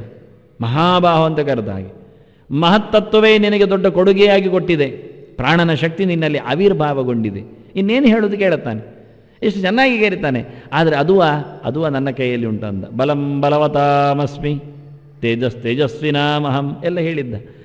ನಿನ್ನ ತೋಳಿನಲ್ಲಿ ನಿಂತ ವೀರಾವೇಶ ಅದು ನನ್ನದು, ನಿನ್ನಲ್ಲಿರತಕ್ಕಂಥ ಪರಾಕ್ರಮ ಶಕ್ತಿ ಅದು ನಾನು. ಏನೆಲ್ಲ ಲೋಕದಲ್ಲಿ ದೊಡ್ಡ ಸ್ಥಿತಿ ಉಂಟು ಅದೆಲ್ಲವೂ ನನ್ನದೇ. ಯದ್ಯದ್ ವಿಭೂತಿ ಮತ್ಸತ್ವಂ. ಇನ್ನೆಂತ ಹೇಳೋದು, ನೀನು ಒಂದೊಮ್ಮೆ ಪಾಶುಪತಾಸ್ತ್ರ ಎತ್ತಿದ್ದೀಯಾ, ಅದು ನಾರಾಯಣಾಸ್ತ್ರ ಅಂತಾನೆ ಕೃಷ್ಣ. ಯದ್ಯದ್ ವಿಭೂತಿ ಮತ್ಸತ್ವಂ. ಮಾತಾಡುವಾಗೆ ಇಲ್ಲ. 5 ಮೋರೆಯ ರುದ್ರದೇವ, ಹೌದು ಅದು ನಾನು ಒಳಗಿದ್ದೇನೆ ಅಂದ. ಇಲ್ಲಿದ್ರೆ ಅವನ ಎಂಥ ದೊಡ್ಡ ಸ್ಥಿತಿ ಉಂಟಂತ. ಅವನು ಮಹಾರುದ್ರದೇವ ಅನಿಸಿಕೊಂಡದ್ದು ನನ್ನಿಂದಾಗಿ. ನಿರಂತರವಾಗಿ ನನ್ನ ತೀರ್ಥವನ್ನು ತಲೆಯಲ್ಲಿ ಹೊತ್ತದ್ರಿಂದ ಅವನ ತಲೆ ಕೈ ಮುಗಿತಾರೆ. ತುಟಿಯಂಚಿನಲ್ಲಿ ನಿತ್ಯ ರಾಮಸ್ಮರಣೆ ಮಾಡುವುದರಿಂದ ಅವನ ಕಾಲಿ ಹಿಡಿತಾರೆ. ಇನ್ನೇನು ಹೇಳುವ ಅಂತ. ಯೋಗ್ಯತೆ ಇರುವುದೇ ಅದರಲ್ಲಿ ಅಂದಾನೆ. ಅವನ ಮಾತು ನೋಡಿ ಗಿಳಿ ಮಾತಾಡತ್ತೆ ಹೇಳಿ ಸಿಕ್ಕಿ ಹಾಕಿತು, ಹಿಡ್ಕೊಂಡು ಬಿಡ್ತಾರೆ, ಮಾತಾಡಿಸ್ತಾರೆ. ಹಾಗೆ ರುದ್ರದೇವರನ್ನು ಮಾತಾಡಿಸುವುದು ಯಾಕೆಂದರೆ ಅವನು ಮಾತಾಡೋದ್ರಿಂದ, ಅವನು ದೇವರ ನಾಮಸ್ಮರಣೆ ಮಾಡೋದ್ರಿಂದ. ಅವನು ನಮಗೆ ಇಷ್ಟ ಯಾಕೆಂದರೆ ನಿತ್ಯ ದೇವರನ್ನು ನಮಗೆ ಪರಿಚಯಿಸ್ತಾನೆ. ಸತ್ತರೂ ಸಾಯುವ ಹೊತ್ತಿನಲ್ಲಿ ಕಿವಿಗೆ ರಾಮಾಂತ ಗಟ್ಟಿಯಲ್ಲಿ ಕೂಗಿ ಹೇಳುತ್ತಾನೆ. ಅದಕ್ಕೆ ಕಾಶಿ ಮರಣಾನ್ ಮುಕ್ತಿ ಹೇಳಿತ್ತು. ಕಾಶಿಯಲ್ಲಿ ಸಾಯಿರಿ ಅಯ್ಯ ಮೋಕ್ಷ ಸಿಗತ್ತೆ ಅಂತ. ಅದೆಂಥದ್ದು? ಕಾಶಿಯಲ್ಲಿ ಸತ್ತರೆ ಮೋಕ್ಷ, ಕಾಶಿಯಲ್ಲಿ ಸಿಕ್ಕರೆ ಕೈಲಾಸ ಹೇಳಬೇಕು, ಮೋಕ್ಷ ಹೇಗೆ ಆಗೋದು, ವೈಕುಂಠ ಹೇಗೆ ಆಗುತ್ತೆ ಅಂತ. ಅದೇ ವಿಶೇಷ. ಕಾಶಿ ವಿಶ್ವನಾಥನ ಕ್ಷೇತ್ರ. ಎಲ್ಲಿದ್ದಲ್ಲಿ ಯಾರು ಸತ್ತರೂ ಸಹ ಸಾಯುವ ಹೊತ್ತಿನಲ್ಲಿ ಅವನು ತನ್ನ ಕ್ಷೇತ್ರದಲ್ಲಿ ಬಂದವನ ಕಿವಿಗೆ ರಾಮ ಅಂತ ಹೇಳಿಸಿ ಅವನಿಂದ ಕೇಳಿಸಿ ಮೋಕ್ಷವನ್ನು ಭಗವಂತನೆಡೆಗೆ ಕಳಿಸುವಂತೆ ಮಾಡ್ತಾನೆ, ಕೊಡುವಂತೆ. ಅದವನ ನಿಜವಾದ ಸಾಧನೆ. ಅವನಿಗೆ ಲೆಕ್ಕ ಉಂಟು. ಇಷ್ಟು ಜನರನ್ನು ನೀನು ಕಿವಿಯಲ್ಲಿ ರಾಮನಾಮ ಕೇಳಿಸಿಕೊಂಡಾಗ ನಿನಗಿಷ್ಟು ಪುಣ್ಯ ಬರ್ತದೆ ಅಂತ. ಪ್ರತಿಯೊಬ್ಬರು ಮಾಡೋದು ಹಾಗೆ. ಅದೊಂದು ಕೆಲವೊಂದು ಬಗೆ ಇತ್ತು. ನೀವು 4 ಜನರ ಸದಸ್ಯರನ್ನು ಮಾಡಿದರೆ ನಿಮಗೆ ಮತ್ತೆ ಕಟ್ಟಿದ 250 ರೂಪಾಯಿ ಹಿಂದಕ್ಕೆ ಬಂದು ನೀವು ಮತ್ತೆ ಋಣಮುಕ್ತರಾಗಿ ಮತ್ತೆ ಅವರು ಋಣವಂತರಾಗಿ ಕೊಂಡು ಹೋಗ್ತಾರೆ ಅಂತ. ಹೀಗೆ ಎಂಥದೋ ಸರದಿ ಮಾಡಿಕೊಂಡು ದುಡ್ಡು ಮಾಡುವ ವಿಧಾನ ಎಲ್ಲ ಹೇಳಿಕೊಡ್ತಾರೆ. ಏನು ಕೆಲಸ ಇಲ್ಲದವರಿಗೆ ಅದು ಆಗತ್ತೆ, ಬಾಣ ಅಲ್ಲಿ ತೊಪ್ಪಿ ಹಾಕುವುದು, ಮತ್ತೇನು ನಡೆಯುವುದು, ಇನ್ನೇನಿಲ್ಲ. ಹಾಗೆ ರುದ್ರದೇವನಿಗೆ ಮಾಡಿದ್ದರ ಒಂದು ವ್ಯವಸ್ಥೆ ಅದು. ನೀನು ಇಷ್ಟು ಜನರ ಕಿವಿಯಲ್ಲಿ ರಾಮನಾಮವನ್ನು ಹೇಳುವ ಮೂಲಕ ಇಷ್ಟು ಜಪದಿಂದ ಇಷ್ಟು ಕೋಟಿ ಮಾಡಿಕೊಂಡು ಉದ್ಯಾಪನೆ ಮಾಡಿಕೊಂಡ ಬಳಿಕ ನಿನಗೆ ನಾನು ಮೋಕ್ಷ ಕೊಡ್ತೇನೆ ಅಂತ ಅವನು ಮಾಡಿಕೊಂಡಿದ್ದಾನೆ. ಏನೋ ಒಂದು ಇಡುಗಂಟು ಆನಂದದ ಲಾಭ. ಸುಮ್ಮನೆ ಯಾರು ಕೆಲಸ ಮಾಡೋದಿಲ್ಲ ರೀ, ಏನೋ ಲಾಭ ಇದ್ದರೆ ಮಾತ್ರ. ಅನ್ನ ಮಹಾರುದ್ರದೇವನಿಗೆ ಸಿಗತಕ್ಕಂಥ ಆನಂದದ ಅನುಭೂತಿಗೆ ಇದೊಂದು ಮಾಧ್ಯಮ. ಅನೇಕ ಭಕ್ತರು ಇದು ಒಂದು ರೀತಿಯ ನಾಮಾಂತರ. ಮತಾಂತರ ಅಂತ ಶಬ್ದ ಹೇಳೋದಿಲ್ಲ ನಾನು, ಎಲ್ಲ ಒಂದೇ ಮತವೇ. ಆದ್ದರಿಂದ ದೇವರ ಮತವೇ ಮತ, ಮತ್ತೆಂದು ಹರಿಮತವೇ ಮತ. ಇದು ನಾಮಾಂತರ. ಯಾವುದೋ ಶಬ್ದ ಹೇಳಿಕೊಂಡು ಸಾಯ್ತಾ ಇರ್ತಾವೆ. ಕಾಶಿಯಲ್ಲಿ ಸತ್ತಾಗ ಭಗವಂತ ನಾಮಾಂತರ ಮಾಡಿಬಿಡ್ತಾನೆ ರುದ್ರದೇವರು. ಅವನ ಕಿವಿಯಲ್ಲಿ ಬೇರೆಲ್ಲ ಹೇಳಬೇಡಯ್ಯ, ರಾಮರಾಮ ಹೇಳು ಅಂತ ಕೇಳಿಸಿ ಬೇಡ ಹೇಳಿದರೂ ಹೇಳೋದು ಕೇಳೋದಿಲ್ಲ, ಕೇಳಿಸಿಯೇ ಕೇಳಿಸ್ತಾನವನು. ಅದು ಅವನ ಸಾಧನೆ. ಇಲ್ಲಿ ಸತ್ತದ್ದಕ್ಕೆ ಇದು ಒಂದು ಲೆಕ್ಕವೇ ಅಂತಾನೆ. ನನ್ನ ಕೆಲಸಕ್ಕೊಂದು ಜನ ಆಯಿತು ಅಂತ. ಒಬ್ಬ ನಿಂತಿದ್ದ ಗೂಫಿ ಹೀಗೆ ಬಗ್ಗಿ ನೋಡುವುದು 87, ಬಗ್ಗಿ ನೋಡುವುದು 87, ಬಗ್ಗಿ ನೋಡಿ 87. ಯಾರೋ ಬಗ್ಗೆ ಹೇಳಿದ, ಎಂಥದಯ್ಯ ಬಗ್ಗೆ ನೋಡಿ 87 ಹೇಳುವುದು ಅಂತ. ಅವನನ್ನು ದುಡಿದ 88 ಶುರು ಮಾಡಿದ. ಹೀಗೆ ನೋಡ್ತಾ ಇರ್ತಾನೆ, ಹೊಂಡದಲ್ಲಿ ಹಾಕಿ ಒಬ್ಬರನ್ನು ಕಾಯ್ತಾ ಇರ್ತಾನೆ. ಬಂದವನು ಬೆಂದಟ್ಟಿ, ಎಂಥದ 88 ಎಂಥದ? ಕೆಳಗಾಕಿ 89 ಶುರು ಮಾಡ್ತಾನೆ. ಹಾಗೆ ಅವನು ನೀವು ಏನು ಕೇಳಿದ್ರು ರುದ್ರದೇವರು 1433 1433 ಹೇಳ್ತಾ ಇರ್ತಾನೆ. ಇನ್ನೊಂದು ಸತ್ತ ತಕ್ಷಣ ರಾಮ ಅಂತ ಹೇಳಿ ಮತ್ತೆ 1434. ಅವನಿಗೆ ಎಷ್ಟೋ ಟಾರ್ಗೆಟ್ ಉಂಟು. ದೇವರು ಹೇಳಿದ್ದಾರೆ ಇಷ್ಟ ಆದ ನಂತರ ನಿನಗೊಂದು ಕತೆ ಆಗುತ್ತೆ ನೋಡು. ಅಷ್ಟು ಕೋಟಿ ಜಪ ಮಾಡಿಸಿದ ಫಲ, ಮಾಡಿಸಿದ ಫಲಕ್ಕೆ ಬರಬೇಕು. ಕರ್ತ ಕಾರಯಿತಾ ಚೈವ ವ್ಯವಸ್ಥೆಗಳು. ಮಾಡಿದವನಿಗೆ ಫಲ, ಮಾಡಿಸಿದವನಿಗೆ ಫಲ. ಎಷ್ಟು ಅನುಮೋದೇತ ಅಂತ, ಅನುಮೋದನೆ ಮಾಡಿದವನಿಗೆ ಫಲ, ಆನಂತರ ಅದಕ್ಕೆ ಅವಕಾಶ ಕೊಟ್ಟವನಿಗೆ ಫಲ, ಅದನ್ನು ನೆನೆಸಿಕೊಂಡವನಿಗೆ ಫಲ, ಅದು ಒಳ್ಳೆಯದಾಯಿತು ಅಂತೇಳಿ ಮತ್ತೆ ಸ್ತುತಿ ಮಾಡಿದವನಿಗೆ ಫಲ ಹಂಚಬೇಕು ನೋಡಿ. ಎಷ್ಟೊಂದು ಯಾರಿಗೆ ಕೊಡೋದು ಫಲ? ಮಾಡಿದವನು ಅಯ್ಯೋ ಬೇಕಾಬೆಟ್ಟಿಯಾಗಿ ಬೇಸರದಿಂದ ಅಸಡ್ಡೆಯಿಂದ ಹೇಗಾದರೂ ಕಾಟಾಚಾರ ಮುಗಿಲಿ ಅಂತ ಮಾಡಿದರೆ ಮಾಡಿಸಿದವನಿಗೆ ದೇವರು ಹೆಚ್ಚು ಕೊಡ್ತಾನೆ, ಇದೆಲ್ಲ ತೆಗೆದವನಿಗೆ ಕೊಡ್ತಾನೆ. ಮಾಡಿಸಿದವನು ಸಹ ದುಡ್ಡಿನ ಆಸೆಯಲ್ಲಿಯೋ ಇನ್ಯಾವುದೋ ಒತ್ತಾಯಕ್ಕೆ ಮಾಡ್ತಾ ಇದ್ದರೆ ಮಾಡಿದರೆ ಒಳ್ಳೆಯದು ಅಂತ ಅನುಮೋದನೆ ಮಾಡಿದವನಿಗೆ ಕೊಡ್ತಾನೆ. ನಮಗೆ ಜನ ಸುಮಾರಿದ್ದಾರೆ, ಹೀಗೆ ಹುಡುಕ್ತಾ ಇರ್ತಾನೆ ದೇವರು ಫಲ ಯಾರಿಗೆ ಕೊಡಲಿ ಅಂತ. ಆದ್ದರಿಂದ ಫಲ ಬರಲಿಲ್ಲ, ಫಲ ಯಾರಿಗೆ ಬೇಕು ಅಂತ ಕೇಳಿದರೆ ಜನ ಯಾರಿಗೆಲ್ಲ ಕೊಡೋದು ಅಂತ ದೇವರ ಲೆಕ್ಕಾಚಾರ ಪಠ್ಯವನಲ್ಲಿ ಸುಮಾರುಂಟು. ಇವತ್ತು ಯಾರಿಗೂ ಕೊಡಲಿಕ್ಕಾಗಲಿಲ್ಲ, ಕರ್ಮ ಆಗಿದೆ, ಸಂದಾಯ ಮಾಡಲಿಕ್ಕೆ ಯೋಗ್ಯರು ಯಾರಿಲ್ಲ. ದೇವರು ಇಟ್ಕೊಂಡಿದ್ದಾನೆ ಬಲವನ್ನು. ಯಾರಿಗೆ ಕೊಡ್ತಾನೆ ಅಂದರೆ ನಾಳೆ ಯಾರೋ ಪೇಪರ್ ಓದ್ತಾನೆ, ಅಲ್ಲಿ ಇಂಥದ್ದೊಂದು ಯಾಗ ಸಮಾರಾಧನೆ ಆಯ್ತಂತೆ ಅಂತ. ಆಗ್ಬೋದು, ಖುಷಿ ಆಯಿತು ಅಂತಾನೆ, ಒಳ್ಳೆಯದಾಯಿತು. ಈಗ ನಾನು ಈಗಲೇ ಕೇಳಿದೆ, ಒಂದು ಹುಡುಗರ ಒಂದು ತಂಡ ಭಾಳ ಚೆನ್ನಾಗಿ ಪಕ್ಕದ ಒಂದು ರುದ್ರದೇವರ ಅಂಗಳ, ಅಲ್ಲಿ ಅವರು ದಶಮಾನೋತ್ಸವಕ್ಕೆ ಅನೇಕ ಬಹಳ ದುಡ್ಡಿನ ಕೆಲಸ ಮಾಡಿಕೊಟ್ರು. ನಾನು ನೆನಪು ಮಾಡಿಕೊಂಡು ಹೇಳಿದೆ, ಈಗ ಅದೊಂದು ಮಾಡಿದ್ದು ಭಾಳ ಚೆನ್ನಾಗಿ ಆಯಿತು ಅಂತ. ಮಾಡಿದರೆ ನಾನೇನು ದುಡ್ಡು ಒಂದು ಪೈಸೆ ಕೊಟ್ಟಿಲ್ಲ ಅಲ್ಲಿ, ಕೊಡಬಾರ್ದು ಅಲ್ಲ, ಕೊಡುವಾಗೆ ಆಗಲಿಲ್ಲ ಇರುವ, ಆದರೆ ಅದರ ಫಲ ಕೊಟ್ಟದ್ದು ಇವರು ಕೊಡಬೇಕು ಕ್ರಮ. ಹಾಗೆ ಯಾರು ಇಟ್ಕೊಂಡಿರ್ತಾನೆ ಕೊಡಲಿಕ್ಕೆ ಒಂದು ಕಾಯ್ತಾ ಇರ್ತಾರೆ, ಇಷ್ಟೆಲ್ಲವನ್ನದುಂಟು ಲೆಕ್ಕಾಚಾರ, ಇಷ್ಟೊಂದು ಖರ್ಚು ಮಾಡಲಿಕ್ಕೆ ಉಂಟವ ಫಲವನ್ನು. ಅದನ್ನ ಕೃಷ್ಣ ಹೇಳ್ತಾನೆ, ಮಹಾಬಾಹೋ ಅಂತ ಕರೆದು, ನೀನು ಎಷ್ಟೋ ದೊಡ್ಡ ಕೈಯವನಿರ್ಬೋದು, ಆದರೆ ಕೈಯಲ್ಲಿನ ಬೆರಳಿನೆಲ್ಲ ತಾಕತ್ತು ಅದೆಲ್ಲವೂ ನನ್ನದೇ. ಇನ್ನೇನು ಹೇಳ್ತಿ ಕೇಳಿದ? ಆ ರೀತಿಯಾಗಿ ಬೆರಳು ಕೊಟ್ಟವ, ಕೈ ಕೊಟ್ಟವ, ಕೈಯಲ್ಲಿ ಸಾಮರ್ಥ್ಯ ತುಂಬಿಸಿದವ, ಅಸ್ತ್ರಗಳನ್ನು ಪಡೀಲಿಕ್ಕೆ ಹೇಳಿದವ, ಎಲ್ಲ ಅಸ್ತ್ರಗಳು ಯಾರ ಹೆಸರಲ್ಲಿ ಇರಲಿ ಅದೆಲ್ಲದರಲ್ಲಿ ಇರತಕ್ಕಂಥ ಸುಡುವ ಶಕ್ತಿ, ಮುಗಿಸುವ ಶಕ್ತಿ, ಸಂಹಾರದ ಶಕ್ತಿ, ಕೊಲ್ಲುವ ಶಕ್ತಿ ಎಲ್ಲ ನನ್ನದೇ. ಹಿಂದೆ ಹೇಳಿದ, ನಮ್ಮ ವ್ಯಕ್ತಿ ಹಂತಾರಮಿಶ್ಚೈನಂ ಮನ್ಯತೆ ಅತ ಮುಭೂತೌ ನ ವಿಜಾನೀತಃ ನಾಯಂ ಹಂತಿ ನ ಹನ್ಯತೆ ಅಂತ. ಅರ್ಜುನ ಕೊಂದ ಅಂತ ಹೇಳಿದರೆ ಸುಳ್ಳೆ, ಹಾಗಾದರೆ ಅಸ್ತ್ರ ಕೊಂದಿತ್ತು ಹೇಳುವ, ಅದು ಸುಳ್ಳೆ. ಅಸ್ತ್ರ ಕೊಂದದ್ದು ಅಲ್ಲ, ಅರ್ಜುನ ಕೊಂದದ್ದು ಅಲ್ಲ. ಮತ್ತೆ ಅಸ್ತ್ರದಲ್ಲಿ ಇರತಕ್ಕ ವಿಚಿತ್ರತ್ತು, ತತ್ರ ಸ್ಥಿತೋ ವಿಷ್ಣು ತತ್ತಚ್ಛಕ್ತೀ ಪ್ರಬೋಧಯನ್ ಏಕೇವ ಮಹಾಶಕ್ತಿ ಕುರುತೆ ಸರ್ವಮಂಜಸ. ಎಲ್ಲ ಒಂದೇ ಮಾಡುವಂಥದ್ದು ಒಳಗಿರತಕ್ಕಂಥ ಅಂತರ್ಯಾಮಿ ಶಕ್ತಿ. ಅದನ್ನು ಒಪ್ತಾರೆ, ಬರೀತಾರೆ, ಅಂತರ್ಯಾಮಿ ಅಂತಲೇ ಬರೀತಾರೆ. ಆಗದವರು ಬರೀತಾರೆ, ನಾನೇ ದೇವರು ಹೇಳುವವರು ಹೇಳುತ್ತಾರೆ ಅಂತರ್ಯಾಮಿ ಒಬ್ಬ ಇದ್ದಾನೆ ಅವನು ನಾರಾಯಣ ಅಂತ. ಮಾತಾಡುವ ಹಾಗೇ ಇಲ್ಲ.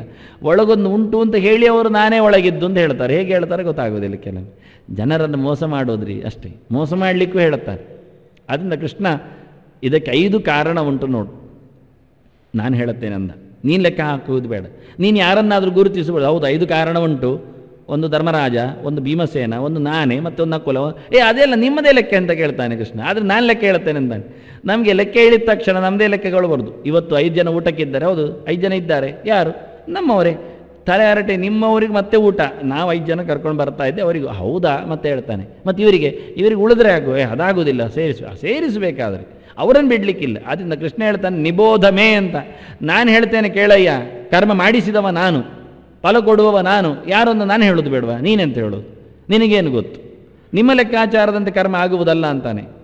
ನೀವು ಮಾಡಿದವರು ಅಂತ ಹೇಳಿಕೊಳ್ಳುವವರಿಗೆ ಎಷ್ಟು 4 ಸೇರ್ಲಿಕ್ಕುಂಟು ತೋರಿಸ್ತೇನೆ ಅಂತ. 5 ಇದೆ ಕರ್ಮ ಆಗುವಲ್ಲಿ ಅಂತಾನೆ. ನಿನ್ನ ಲೆಕ್ಕಾಚಾರ ನಿನಗೆ, ನಮ್ಮ ಲೆಕ್ಕಾಚಾರ ನಮಗೆ. ನಾವು ಕರ್ಮ ಮಾಡುವಲ್ಲಿ ನಾವು 5 ಇದ್ದೇವೆ, ನಾವು ಹೇಳಿಕೊಳ್ತೇವೆ. ದೊಡ್ಡ ಅಣ್ಣ, ಆನಂತರ 2ನೇ ಅಣ್ಣ, ಮತ್ತು ತಮ್ಮ, ದೊಡ್ಡ ತಮ್ಮ, ಮತ್ತು 2 ಸಣ್ಣ ತಮ್ಮ. ಇದು ಉಪಯೋಗ ಆಗಲಿಲ್ಲ. ಅಣ್ಣ ತಮ್ಮಂದಿರೆಲ್ಲ ಮುಗಿದೋಯ್ತು, ಮಧ್ಯೆಯಲ್ಲಿ ಅರ್ಜುನ ಇದ್ದಾನೆ, ಅದನ್ನು ಖುಷಿ ಇದೆ ಅವನಿಗೆ. ಆಚೆ 2 ದೊಡ್ಡ ಅಣ್ಣ, ಸಣ್ಣ ಅಣ್ಣ, ಮತ್ತು ದೊಡ್ಡ ತಮ್ಮ, ಸಣ್ಣ ತಮ್ಮ, ಅಲ್ಲಿ ಮುಗಿದೋಯ್ತು ಅವನದು ಲೆಕ್ಕ. ನಾನು ಹೇಳುವುದಲ್ಲ, ಸಾಂಖ್ಯೀಕೃತಾಂತೆ ಪ್ರೋಕ್ತಾನಿ ಅಂತಾನೆ ಕೃಷ್ಣ. ಇದಕ್ಕೊಂದು ಹಿನ್ನೆಲೆ ಇದೆ ಅಂದ. ನಾನು ಹೇಳಿದ್ದು ಅಂತ ಕೇಳಬೇಕು, ಹೇಳುವುದಿಲ್ಲ. ಎಲ್ಲಿಯೂ ಕೃಷ್ಣನ ಹಠ ಇಲ್ಲ ನೋಡಿ. ತಸ್ಮಾ ಶಾಸ್ತ್ರಂ ಪ್ರಮಾಣಂತೆ ಅಂತಾನೆ.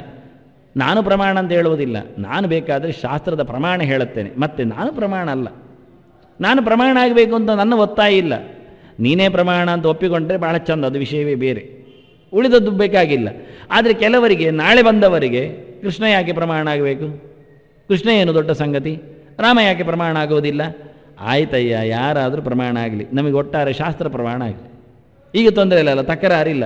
ವ್ಯಕ್ತಿಯ ಮೇಲೆ ನಮಗೆ ಯಾರ ಮೇಲೆಯೂ ಇಲ್ಲ, ವ್ಯಕ್ತಿಯ ಮೇಲೆ ನಂಬಿಕೆಯೇ ಇಲ್ಲ. ವ್ಯಕ್ತಿ ಅಂದ ತಕ್ಷಣ ನಮಗೆ ಅವನದ್ದು ಪರಿಮಿತಿಯೇ ಕಾಣುವುದು. ಹೆಚ್ಚಾಗಿ ಹಾಗೆ ವ್ಯಕ್ತಿ ಅಂದ ತಕ್ಷಣ ಅವನ ಸುತ್ತಮುತ್ತಲು ನೆನಪಾಗುವುದು. ಅವನ ಮರಿಮಕ್ಕಳು ಹೇಗೆ, ಮಂಡೆ ಮಕ್ಕಳು ಹೇಗೆ, ಆಚೀಚಿನವರೆಗೆ, ದುಡ್ಡಿನ ಪರಿಸ್ಥಿತಿ ಹೇಗೆ, ಅವನ ಕೆಲಸ ಏನು, ಇದು ಏನು ಕರ್ಮಕ್ಕೆ ನೆನಪಿಸಿಕೊಳ್ಳುವುದು ಗೊತ್ತಿಲ್ಲ. ಅವನೇ ನೆನಪಿಸಿಕೊಳ್ಳುವುದಿಲ್ಲ. ವ್ಯಕ್ತಿಯೇ, ನಾನು ನಿದ್ದೆ ಹೇಗೆ ಮಾಡ್ತೇನೆ, ಎಚ್ಚರ ಹೇಗೆ ಆಗ್ತೇನೆ, ಅವನೇ ನೆನಪಿಸಿಕೊಳ್ಳುವುದಿಲ್ಲ. ಊಟ ಏನು ಮಾಡ್ತೇನೆ, ಆದರೆ ಇನ್ನೊಬ್ಬರಿಗೆ ಬೇಕದು. ಅವ್ರು ತಿನ್ನುವುದೆಂಥದ್ದು, ಅವ್ರು ಹೇಳುವುದಿಲ್ಲಿಗೆ, ಅವ್ರು ಎಷ್ಟು ಜನ ಇದ್ದಾರೆ, ಇದೇನು ಕರ್ಮಕ್ಕೆ? ವ್ಯಕ್ತಿಯ ಪ್ರಶ್ನೆಯೇ ಇಲ್ಲ. ಸಬ್ಜೆಕ್ಟ್, ವಿಷಯ ಮುಖ್ಯ, ಪ್ರಮಾಣ ಮುಖ್ಯ. ಕೃಷ್ಣ ಶಾಸ್ತ್ರ ನೋಡು ಅಂತಾನೆ. ಶಾಸ್ತ್ರಿಗಳು ಯಾರು ಅಂತ ಹೇಳಬೇಡ. ಶಾಸ್ತ್ರಿಗಳು ನಾಮ ಹಾಕಿದ್ದಾರಾ, ಕಚ್ಚೆ ಹಾಕಿದ್ದಾರಾ, ಯಾವ ಬಟ್ಟೆ ಬಣ್ಣದ್ದು ಶಾಲ್ ಹಾಕಿದ್ದಾರೆ, ಅದರಲ್ಲಿ ಪಟ್ಟಿಯಲ್ಲಿ ಏನು ಬರೆದಿದೆ ಅಂದರೆ ಯಾರೋ ಕೊಡುಗೆ ಅಂತ. ಈಗೆಲ್ಲ ಬಟ್ಟೆಯಲ್ಲೆಲ್ಲ ಬರೆಯುವುದು ಶುರುವಾಗಿದೆ, ಹುಚ್ಚುಚ್ಚು. ಅದೊಂದು ರೀತಿಯ ಅಡ್ವರ್ಟೈಸ್ಮೆಂಟ್. ಮೈಯಲ್ಲಿ ಬರೆಯುವುದಕ್ಕಿಂತ ಬಟ್ಟೆಯಲ್ಲಿ ಬರೆಯುವುದು ಚೆಂದ, ಅದನ್ನು ಕೆಳಗಿಟ್ಟಾದರೂ ಹೋಗ್ಬೋದು. ಮಮತೆ ತ್ಯಾಗ ಅಂದರೆ ಹಾಗೆ, ಅಲ್ಲಿಗೂ ಹೋಯ್ತು, ಮುಗೀತು. ವಿಚಿತ್ರವಾಗಿರುತ್ತೆ.